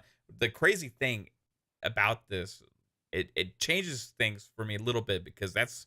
In a way, that's like a new release with a lot of new content hitting Game Pass day one for IO. It's a ton of value. It's coming on the same day as Rainbow Six Extraction. Right. So that's 2 massive third-party drops into Game Pass on day one releases. That has not happened yet before from major publishers, right? So is there a reason to not think that we could get 2 third-party deals a month now? Correct. Going forward, it's possible now. Just like last year when Outriders and MLB The Show changed the possibility of what we thought Game Pass could be. I think having these both hit the same month changes my mind of what Game Pass could be as well, right? But going more into that, like it's very interesting that happened off the heels of also all those rumors last year about the IO Interactive Dragon game, right? Yep. And they're also making a Bond game. They're a busy studio. They're a very busy studio. So where does the speculation town headed, Pong? Well, again, we've had smoke for a while, right? That IO Interactive was one of the studios that Xbox was looking at. That the Dragon game, codename Dragon, was a testing, kind of a trial period in which they would, Xbox funding, helping them make this game Xbox exclusive, would give them a real good inside look at the studio, look at how they operate, because we know it's important when Xbox does acquire studios that they are able to just come into the fold, come underneath the umbrella, and management style wise, just kind of assimilate very quickly into the Xbox family. They want that. They don't want renegade studios. They don't want studios that are going to, cause any kind of hiccups in how they do things. Xbox has been very hands off. We know that.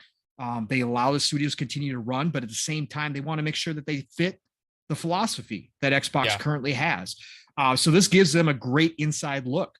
So again, speculation town, is this one more step, man? Again, this is a lot of value. Now, Hitman, the series 1, 2, have been on sale frequently within the Microsoft store. I picked them up I picked up the complete, the gold packages or whatever they are in there, I think for I think $20 each. I think they've both been on sale for that. But when you look at the total value, what you're getting in there, you're getting a huge game. You're getting a huge release. You're getting a game that is still, like you just talked about, man, being supported heavily by Iowa Interactive. This is not a game that's dying off. This is a game that keeps finding new people. And obviously jumping into Game Pass like it's going to, is going to give it a brand new audience for all the people that missed it, or all the people that said, I'm not really the Hitman guy. I don't know. I don't have patience. Much like Mav, I just want to ramble through things. Am I really going to enjoy this game? Those people are going to be able to jump right in. Again, it's a download away at this point. So is this another step in the strengthening of that relationship? One more precursor to what is an eventual acquisition of one fantastic studio, Mav. One absolutely awesome studio that puts out quality after quality, supports their games, polishes the games before they come out, knows how to do third-person games, which we know Xbox is looking for. Is this one more step in that direction, man? What do you think, bro? I mean, the stuff just keeps getting a little juicy, right? Like, I don't know. I mean, there was already talk before this. Now this happens, right? So we all know the shoe's going to drop at some point, right? At some point, Xbox is going to come out with some announcement, either at a show or a random announcement on Twitter or something, because Satya himself was like, yeah, we're not done, right? It feels like, hey, you know, it's like he's talking about I buy studios when he was talking about in his other interview. He actually used the word I, like he has the power to go and buy a studio, right? This is like crazy. Oh, yeah. Now, these deals obviously take a lot of time. They take a lot of lawyers stuff. You know, there's a lot of things that companies probably do with votes, with shareholders, and all of these different things, right? So the question is who and when. It's not if. And we've talked about that a lot. We know that. Yeah. So acquisition, is it going to be another small one? I don't like Sony's made a lot of great smaller acquisitions that's going to help them build that new future for PlayStation that we were talking about earlier. But Xbox is still in that acquisition phase to add to the stable, which they already have a massive amount of, but they're just going to keep increasing that. So who's it? Is it WB Discovery, right? Is it IO Interactive? Is it Avalanche, right? Is it Crystal Dynamics? And we can go down. We had a show before. There was a precursor to PM and the PM, where we went down all these different rumors, all these like speculation of why certain ones would make sense. We went down these different paths, right? And yep. I think it's going to be multiple of these, okay? Because they are they're working with Xbox has acquired studios that they have great relationships with, right? They haven't done like the hostile takeover thing and stuff. They've like people that they've had great relationships with, and you're seeing these relationships growing and getting stronger, and some of the games that maybe have been announced may be part of something that we don't know the full result of yet. Like it could have been part of, hey, we're acquiring you, we're in the early stages, or we're gonna get this we got to get this game out first, or we're going to work on the development over when all this other stuff is done, we'll announce it, right? And it's not too crazy to think about that possibility as well. It's also rumors about them actually trying out the studio, see if it's a good fit and all this kind of stuff like we talked about before. That's been said on some other shows as well from some other people. I think that IO in itself would make a lot of sense because they are a very well established studio that is capable of, not only are they capable of making top tier quality games, but they're able to get them out fairly quickly. Mm-hmm. Right? They are able to pump out content and support their games as well, which is something that we've seen be of value to Xbox with the Game Pass and all of their ecosystem with how they're supporting all of their games going forward, right? They drop, they live in Game Pass, came out with updates, you came out with seasons, you came out with all this stuff. And that's one thing that IO has already proven to be good at. So it makes a lot of sense. What can add value to Game Pass? Now, a lot of the acquisitions that they made was like Double Fine and let's see, we have like Bethesda had a lot of those individual studios as well, right? Tango Gameworks, you have id, right? You have a lot of studios that are capable of making games, but you want to add more. You want to add more variety, and I think IO Interactive has a lot of variety that they can add. Chat, I want to know from the chat, do you think IO Interactive would be a top tier target for Xbox, or do you think maybe it would be Avalanche or one of the other studios that they've been rumored to working with? Who would make a better fit? I personally think that IO Interactive is at the top of the list. It's either IO, Avalanche. There's also been rumors about Crystal Dynamics. There's also been rumors about Crytek as well has been announced there. There's a lot of stuff. I mean, it's like crazy. The shoe's going to drop. Who is it?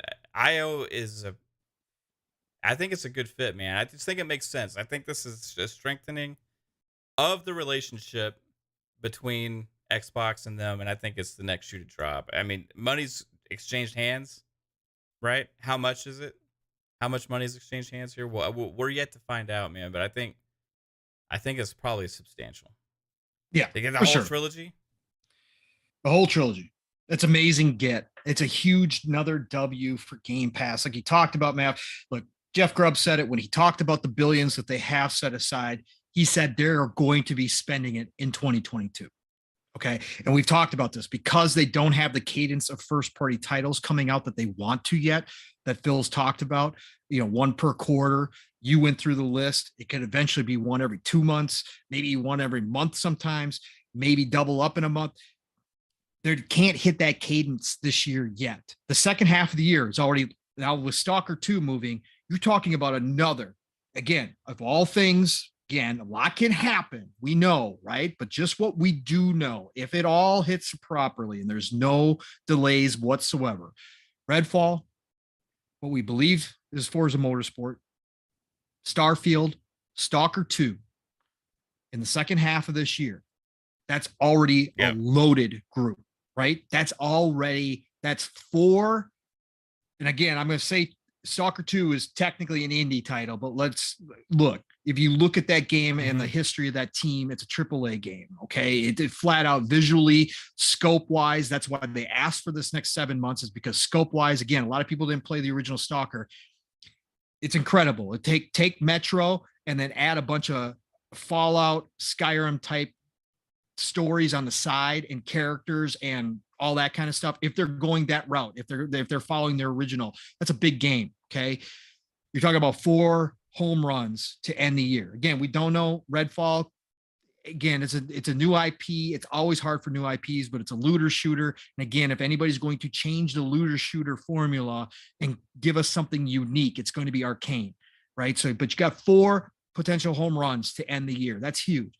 But again, beginning of the year, not so much again that we're aware of. Now, something could surprise us. Age of Empires 4 for console could be dropping. Think about that. They throw on Age of Empires 4, let's say April, May.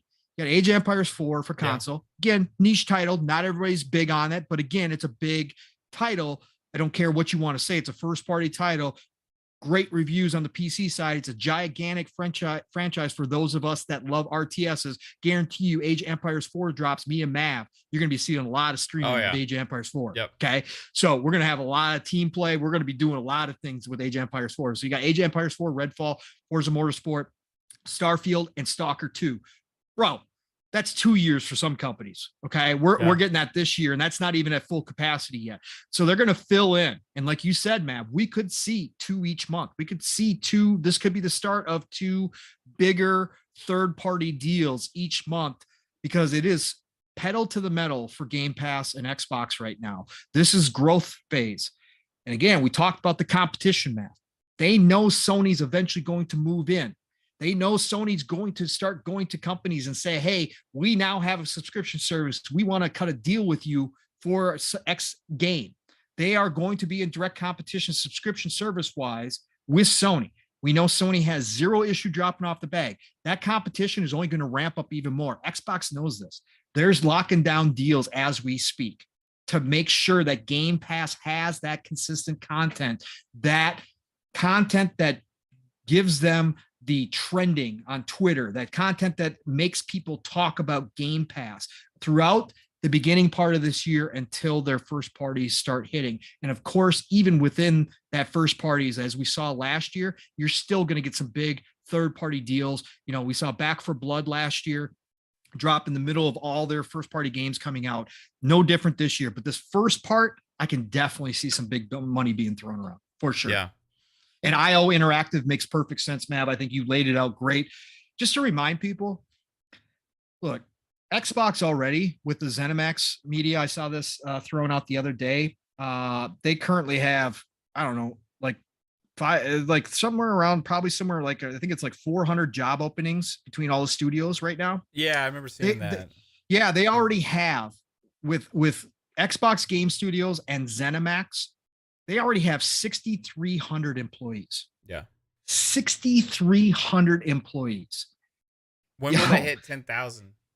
Right. When will they hit 10,000? Yeah. Right? They're all growing. When will they? They're all growing for the most part. I mean, you see all these hiring things, and you see all these new, like they just formed the new Unreal 5 thing, right, for the animation support studio for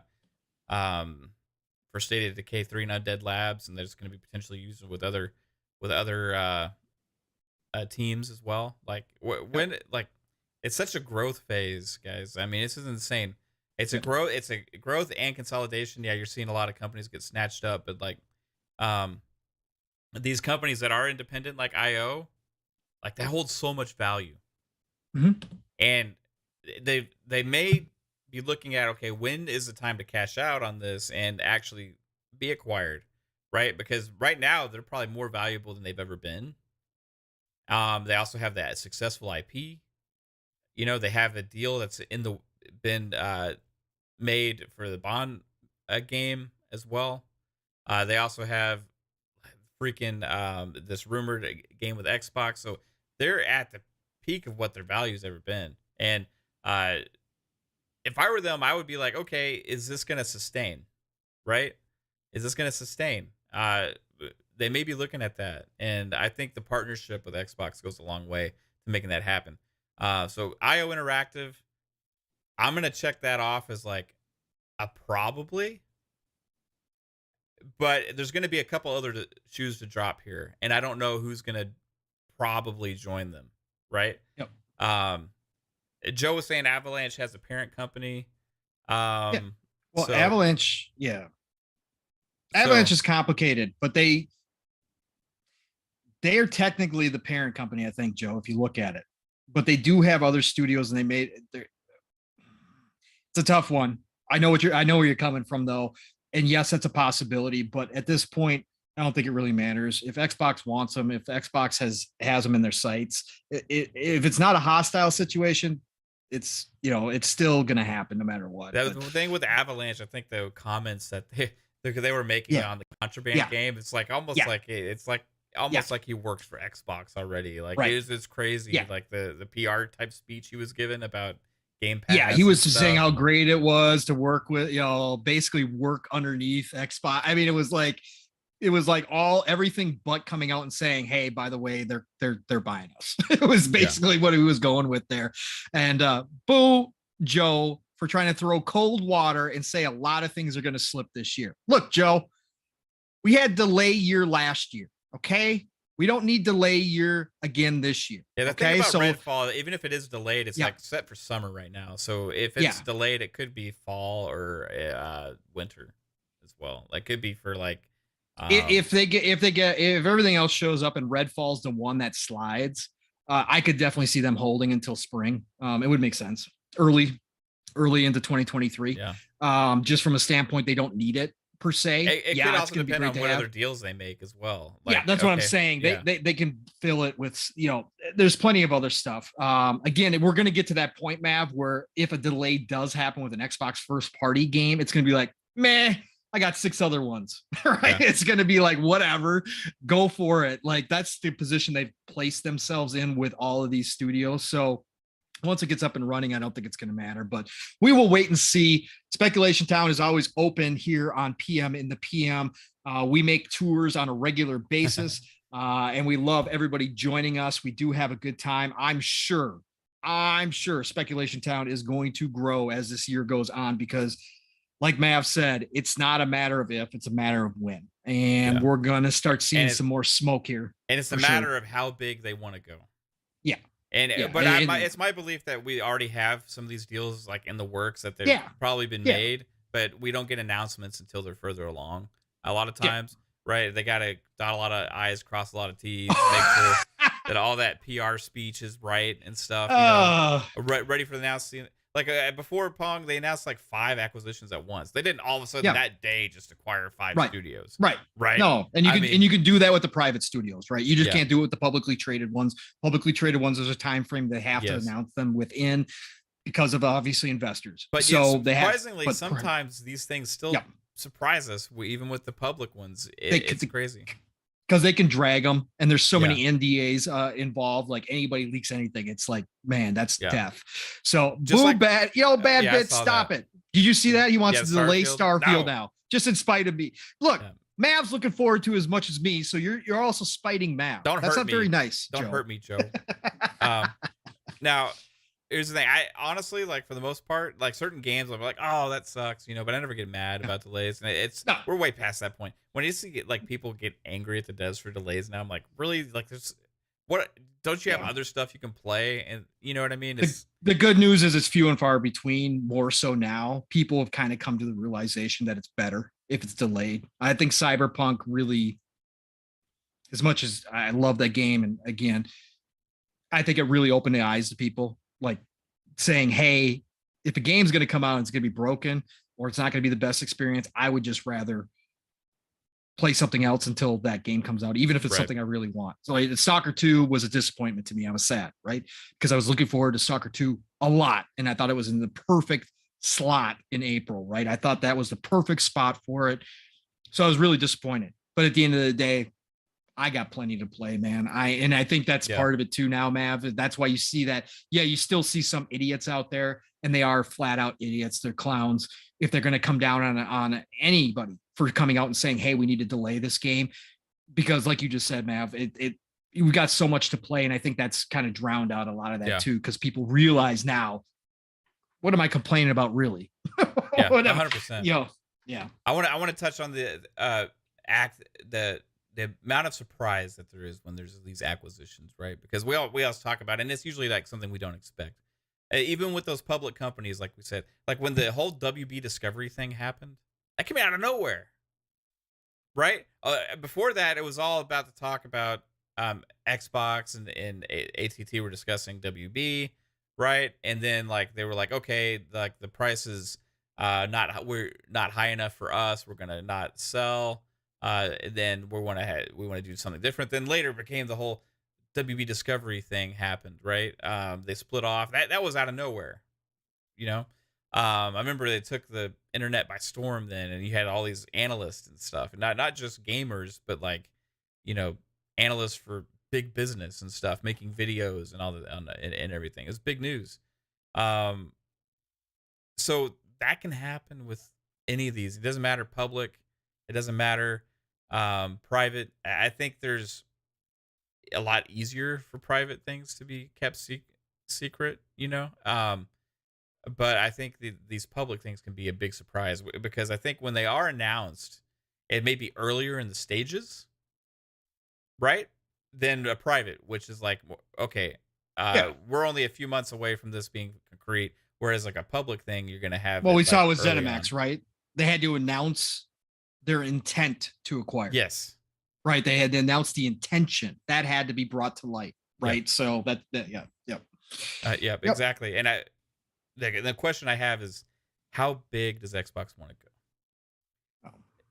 And if they want to go massive, they'll do the whole WB Discovery thing, right? Yep.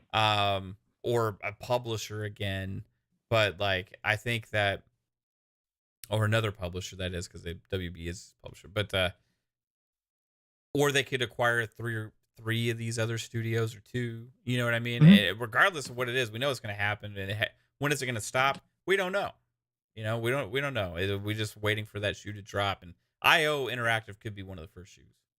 Yeah, for sure. And something like WB Discovery, that would be such a gigantic deal that it could take the world, like as far as that and just and just from a time aspect, people have to realize like the complexity in that type of deal. If Xbox makes that move at some point, if they make a move of that size, the complexity that's involved in that is so large and so much in as far as attorney hours and everything else. Like that's something that that's why, again, Mav and I believe that it's a possibility. It's also a possibility, like you were inferring earlier in the beginning of the show, Mav, that those conversations, when they came out and said, nah, we're done, conversations over with. The conversations, just because publicly they said they were done, does not mean they were going behind the scenes. And it does not mean the move to detangle those studios and combine them with Discovery Plus wasn't a move in itself to facilitate a purchase down the road. And maybe not from Microsoft. It could be to make themselves more acquirable from another big entertainment conglomerate. Because AT&T, that's not what they are. Right? No, even though and they can say anything they want to publicly, and people have said that. Yes, so what they say could be real, but you have to remember AT&T's debt load. Okay, their debt load, as much as they want to spin it, as much as they spit on it and try to shine it up and try to say it's not that big a deal, and we're making strides into reducing that debt load. That debt load is so large, hanging over their heads, that if they could make a deal to get from underneath that, or make a deal that would dramatically reduce that debt load, don't doubt for a minute that their shareholders don't want to get it done. Right. Well, because that's why I think they got rid of, they let WB leave the studio and join with Discovery, because that's a whole new entity now. Correct. Now, it's not part of AT&T. It's led by a lot of the board and stuff from AT&T and stuff, but it is their own new thing, right? Separate. And it's a subsidiary, right? Well, what is of AT&T? I don't even think it is of AT&T now. I think it's like its own thing, just period. Like WB Discovery merged to form this new company. WB bought themselves out from AT&T and joined forces with Discovery. Discovery was maybe I misunderstood. This is when we need Lil Ray Ray. So it's like they formed themselves as a business based off of Dead, is what he had told us when we had him on a show. Right, but they need the explanation again as far as how it make actually themselves works. more acquirable. They're not actually attached to AT&T anymore, although some of the board members are AT&T board members. It's its own entity, own company. See, the news headlines say AT&T to spin merge Warner Media with Discovery. Like it's kind of interesting how they did it. I think it's its own thing now. Like it's Warner or WB Discovery, I think is what it's called. Correct.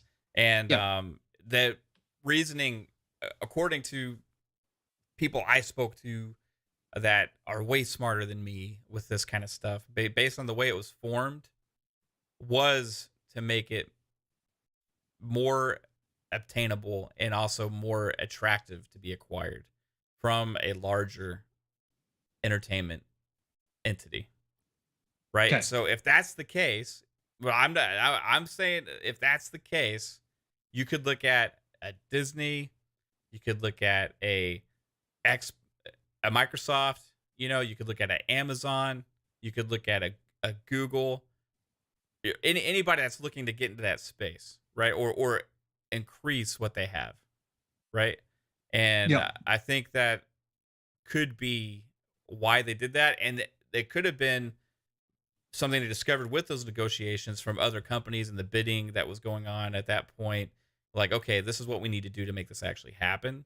So we're going to do this, and we're going to get rid of that here, and then that way we can shed that weight, and then they can be acquired, right? Yeah. And the board members that are now going to be part of that company can get rich off of that. Right. You know what I mean? So I think, I get it. They spun off some of their, they got some cash in the deal, and then Warner took some of their debt with them to Discovery. Warner Brothers Discovery started off in over 55 billion in debt out the gates because they took some of that debt with them.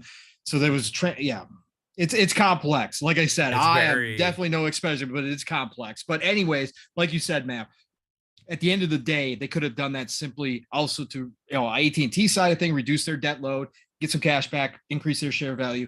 But at the same time, this new company is much more acquirable than somebody looking to go buy all of AT&T, Warner Brothers, all that stuff, right? It's much more palpable for somebody to come in and look at that debt load that Warner Brothers Discovery has and say, okay, we can take that on, right? That's definitely something that's easier. Yeah. So, yeah, for sure. Interesting, brother. Love this, man. Wow. 3 hours, 20 minutes into this conversation. You weren't lying, man, when you said it could be our biggest show. Again, the Game Awards was 5 hours. We went to PM in the AM. Yeah, that's a special. But that was different. That was a special. Anyways, man, lots of great discussion in here. Anything else you want to touch on, brother? Man, what do you think we covered? I'm happy with everything. We had a crazy big show tonight, guys. I think lots of fun talk, lots of great discussions. Chris Jones says, "Hell yeah, keep going." I want to also again say thank you to everybody for the congratulations on the 2K. Means a lot. Shout out to Crazy Louie. You guys care. Shout out to Crazy Louie. He's very close to 100. If he's not over 100, I haven't checked, but he was close before. Please go subscribe to him as well. Shout out to him for the $60 giveaway that we did when Mav hit 2K. He's going good night. So good night, Crazy Louie, to you. Doobie, thank you for dropping in. Always good to see you lurking. That's fine. If you lurk, you're part of this. You're part of this show the same way, man. But thanks for dropping in, saying hi as well. Project X Talk, good to see you too. But yeah, go ahead, man. Mav, continue. I just want to give it a show. I say, I'm running out of steam myself, man. So it's been a fantastic time tonight, dude. We're gonna have a lot more fun tomorrow night on Xbox Ultimate too, because like I said before, we're gonna dive. I want to talk a lot about Rockstar and like where are they at, like what's going on, and as well as some of this other stuff that we talked about tonight for sure. I want to get everybody's opinions on that. But yeah, dude, thanks for doing this show as always. Thanks for taking the captain seat, man. On PM of course, PM. man. Absolutely, brother. You do a great job. So. Thanks, man. I appreciate it. Well, I appreciate the opportunity, brother. Like I told you from the beginning, man, this is your channel. For you to give me the captain's chair was a cool idea, and I much appreciated on my part, of course, because I always take the opportunity to make myself better. Again, this isn't my final form in podcasting. Much like Phil says that they've got work to do, I've got work to do. It's just that obviously real life is what it is. I'm not getting paid. I'd love to at some point get paid to do this because I could do this. I could keep going. But at the end of the day, you give me an opportunity, man, that you don't have to, because this is your channel, man. And I appreciate it. Every single time I get to do this on Thursday nights. Yeah, you do a fantastic job, bro. I appreciate it. I appreciate that. So, well, then if that's all, chat, everybody, it's been amazing. Thank you all for showing up and joining Mav and myself, PM in the PM, episode number 10. We got a lot more to go. Again, this year is going to be absolutely insane, in my opinion, as far as news goes, as far as topics goes, as far as just the gaming industry as a whole. This is like I wouldn't want to be a part of any other form of entertainment right now than the game industry. This has got so much potential. And as you can see, Mav and I got a lot to say about a lot of stuff. And I think this news year is just going to continue. I don't think we're going to have much in the way of dips or in the way of slow times. I think we're going to have something to talk about each and every week. So fantastic to be here. Thank you all. But Mav, again, brother, awesome show. We had lots of good talk. Chat was lit. But you, sir, as always, the king of this empire, right? The king of fun speculation empire hit 2K tonight on air. Shout out to you, brother. Shout out to you. Congratulations. Thanks, it is well deserved. Again, this is just the beginning for you, and you've already exploded. I mean, 2K is huge, man. On the way to 10K at this point, and I think that's going to happen sooner rather than later, especially with the way everything's going here and how much content you put out. So thank you again, sir, for another great evening. Tell everybody about your empire. Tell everybody about all the things you got going on and where they can find you and what's upcoming for this weekend. You've already mentioned Xbox Ultimate, but obviously sell it, Mav. Sell it. Sell it. Hi, everybody. Welcome to Fun Speculation. Take off your shirt. YouTube. It'll work better. No, I'll lose a lot of subs if we do that. But 19, 20, at least. That cost me at least 80-something subs, I would think. Maybe some that enjoy it. I don't know. Caitlin. But hey, guys, thanks for tuning into this. Fun Speculation here on YouTube. We got lots of content. We just had Fun Pop last night. We did a fun little trivia thing. You know, that's a fun show that we do with Psychonauts and Jasper, where we just like to have fun talking about movies and stuff. Tonight is the night for PM, and the PM is always Thursdays at 7 p.m. Eastern. Then tomorrow night with the Grade 8, the Xbox Ultimate podcast, we're going to have a lot of fun discussion tomorrow. And guess who's joining us tomorrow as a guest for the first time on Xbox Ultimate, which I'm surprised about, is Forkboy Gaming. Forky is joining us tomorrow, dude. Oh my God. I'm excited for that. The Fork is going to be in the house? The Fork is going to be in the house. We got him out of his dumpster? Yes. Oh my God. He got special approval from Oscar the Grouch to make an appearance, and he's going to be on our show tomorrow. So we're going to have a blast tomorrow on the show with Fork there, talking about a lot of this stuff. And can't wait for that. And then Saturdays, we have FSP, Fun Speculation Podcast, where we talk about all platforms with Key and Fuzzy Belvedere. We're going to have some amazing discussions as well for that. That show is a blast to do because those guys are great. Those guys are fantastic. They are. I can't thank the chat enough for always being here, supporting the channel, showing up to the streams, right? When I'm hanging out, playing games on stream, it's because it's more fun for me to do that because you guys are there, right? It's not no other reason, honestly. I'm addicted to you guys hanging out, right? I love it. I love the interaction. It makes games more enjoyable for me, right? So likes attention. I like it maybe a little bit, a little bit of attention, But yeah, if you like it, always shout out and thank you for tuning into the game streams, and also when we get to play together, and for the newer type videos I'm putting out. I tried to get one out today, but because somebody stole an Xbox from me and I had to go get the police and then I had to go chase them down and I had to call their dad and get them in trouble and I had to go meet the dad at the police station to get my money back, all this stuff. I would have had one today. It didn't get it done, but dude, awesome show tonight. Yeah. Where can everybody find you, sir? Besides here. Besides here, right? Before I do my outro, as I've been doing since last week, I want to remind everybody, please continue your thoughts and prayers for Spooky Sprocket. Yes. They have given him more time. He had a setback. They have given him more time. It is now public knowledge that he was attacked and hit in the head with a shovel, which caused a grand mal seizure. Okay, this is all public knowledge now. His family posted it on his Twitter if you want to go read about it. Just heinous, absolutely heinous. Again, I'm probably the person with some of the lowest expectations in humanity as I've seen stuff, but this is the low of the low right here. And this man is fighting for his life. They've given him some more time because he's showing signs again, even after his setback. There's brain activity. Now they're looking for something, even a finger movement, something. Yeah. To show that he's starting to come out of this. So they've extended his time before a really awful decision has to be made. The family is obviously supporting him. They're there. He's in Australia, if you guys don't know. So please continue your thoughts, your prayers, your energy, however you do it. This man deserves He's a good to be guy. with us. He does not He's a very good what guy. happened to him at all. His kids just single don't father. deserve that. Nope. At nope. all. No. His aunt is giving updates on his account. as well, guys. That's at Spooky Sprocket, and also his fiance, who they had just announced that they were engaged, is also giving updates. That's to shout out to Trinity and stuff. But I'm remaining hopeful, Pong. And the more positive vibes we can send their way, the better. And we're hoping for the best because Spooky is a good dude. Really good. And he's stubborn. He's got a lot to live for. So I believe that he can bring himself back.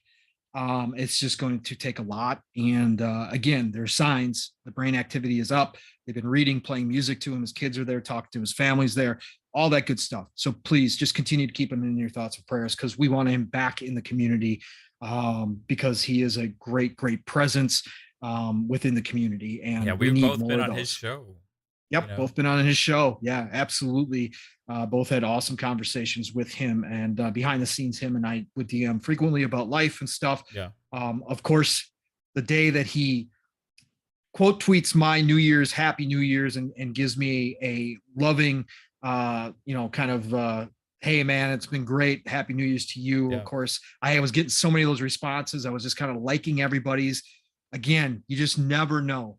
I wish I would have, you go back and think, and I wish I would have responded to him so that he would have at least been able to read my words to him.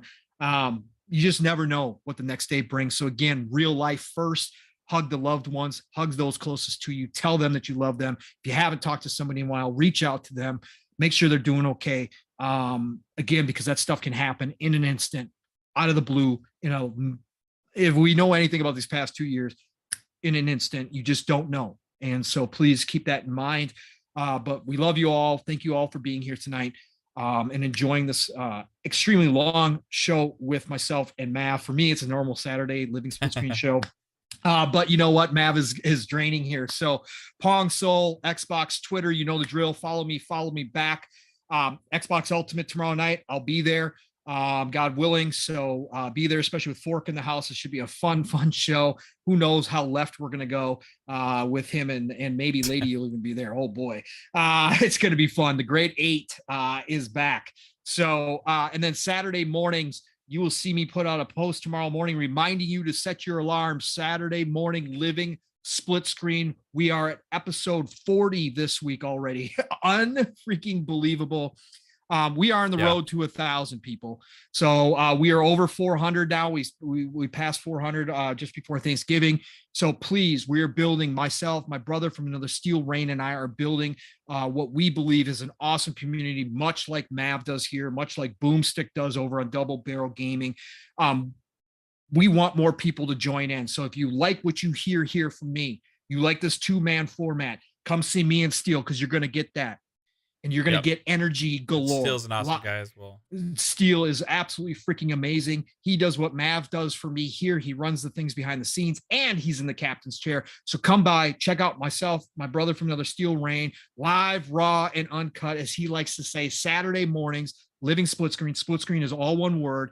10 a.m. Eastern, 9 o'clock Central Time. We wake you up. Know you're up late, gaming, partying, whatever you're doing Friday night. But guess what? We'll get you up, get you ready for your day. And we're going to have a big, long conversation, 3 hours plus with him and I. So buckle up, get ready. You can join us whenever. We don't care. Have us on in the background while you're doing, housework. Boom does that each and every weekend. We just want you to come on by and check us out and see if you like us, okay? We're not trying to buy subscriptions. We're not trying to do any of that kind of stuff. We just want to build a community the right way. So come check that out Saturday morning. And then Saturday night, the Shop Podcast, PTK Blam. Talk about another great channel, great dude, PTK Blam. That also includes my brothers, Fuzzy, Centurion, and myself. Please come check us out. He deserves a bigger audience. He's been doing this for almost 6 years. Look, the man... It's a great show. And we always have great guests on. We have KhAos on Saturday night, the Shop Podcast. Another amazing dude from this community. So Shop Podcast, 8 p.m. Eastern, 7 o'clock Central Time, Saturday nights. Tuesdays, Xbox Factor Podcast, Mr. Boomstick, Double Barrel Gaming is the channel. You guys know him. Everybody knows Boom. And if you don't, you better go check out his content because he's got an empire too. Mr. Boomstick, Xbox Factor Podcast. We lost Zemi. Zemi had to go do real life work stuff, so we miss Zemi. But obviously, we replaced him with Mr. Joanna Dark, who was in this chat tonight. So he joined us for his first live episode last week, which was amazing. Mav shows up whenever he's available. We got Archimedes, we got myself. Hopefully at some point 3-Bit comes back, because 3-Bit is technically a part of that show, but that man is busy making games. So at least he says so. I think he's personally sleeping. Yeah, he's making something. He's playing with ducks. Yeah, he's playing with ducks. That's true. That's true. That is true. That's a true statement. He is playing with ducks. True statement. But yeah, Xbox Factor Podcast, Tuesdays, 12 p.m. Eastern, 11 o'clock Central Time. Go ahead. What were we going to say? Oh, I was just going to say Mr. Boomstick. Yeah. He's awesome. Yeah. Great guy. Such a inspirational person to follow in their footsteps. No, yeah, So just positive dude. One of those guys that you look up to when you jump into this community, and you know you're going to get great quality content nonstop from that guy. So absolutely an inspiration. Otherwise, listen, y'all, said it a million times, but I'm going to say a million times more. You guys are going to dream about this. It's the golden age of gaming. Do not forget that. Enjoy it. Don't let other people kill your excitement for anything when it comes to this industry. If you are happy, if you are excited, if you're enjoying it, then keep doing that and don't let anybody bring that energy down. They are the clowns. They are the circus. They are the idiots. Don't let it happen. Just keep celebrating, because we need more of that here in this community. It's a golden age of gaming. Play what you love what you play. This is PM in the PM. Pong and Mav in the PM, as they say. It's been a great show. Episode 10. We are out of here. Enjoy your evening. We'll talk to you soon. Love you guys. Bye.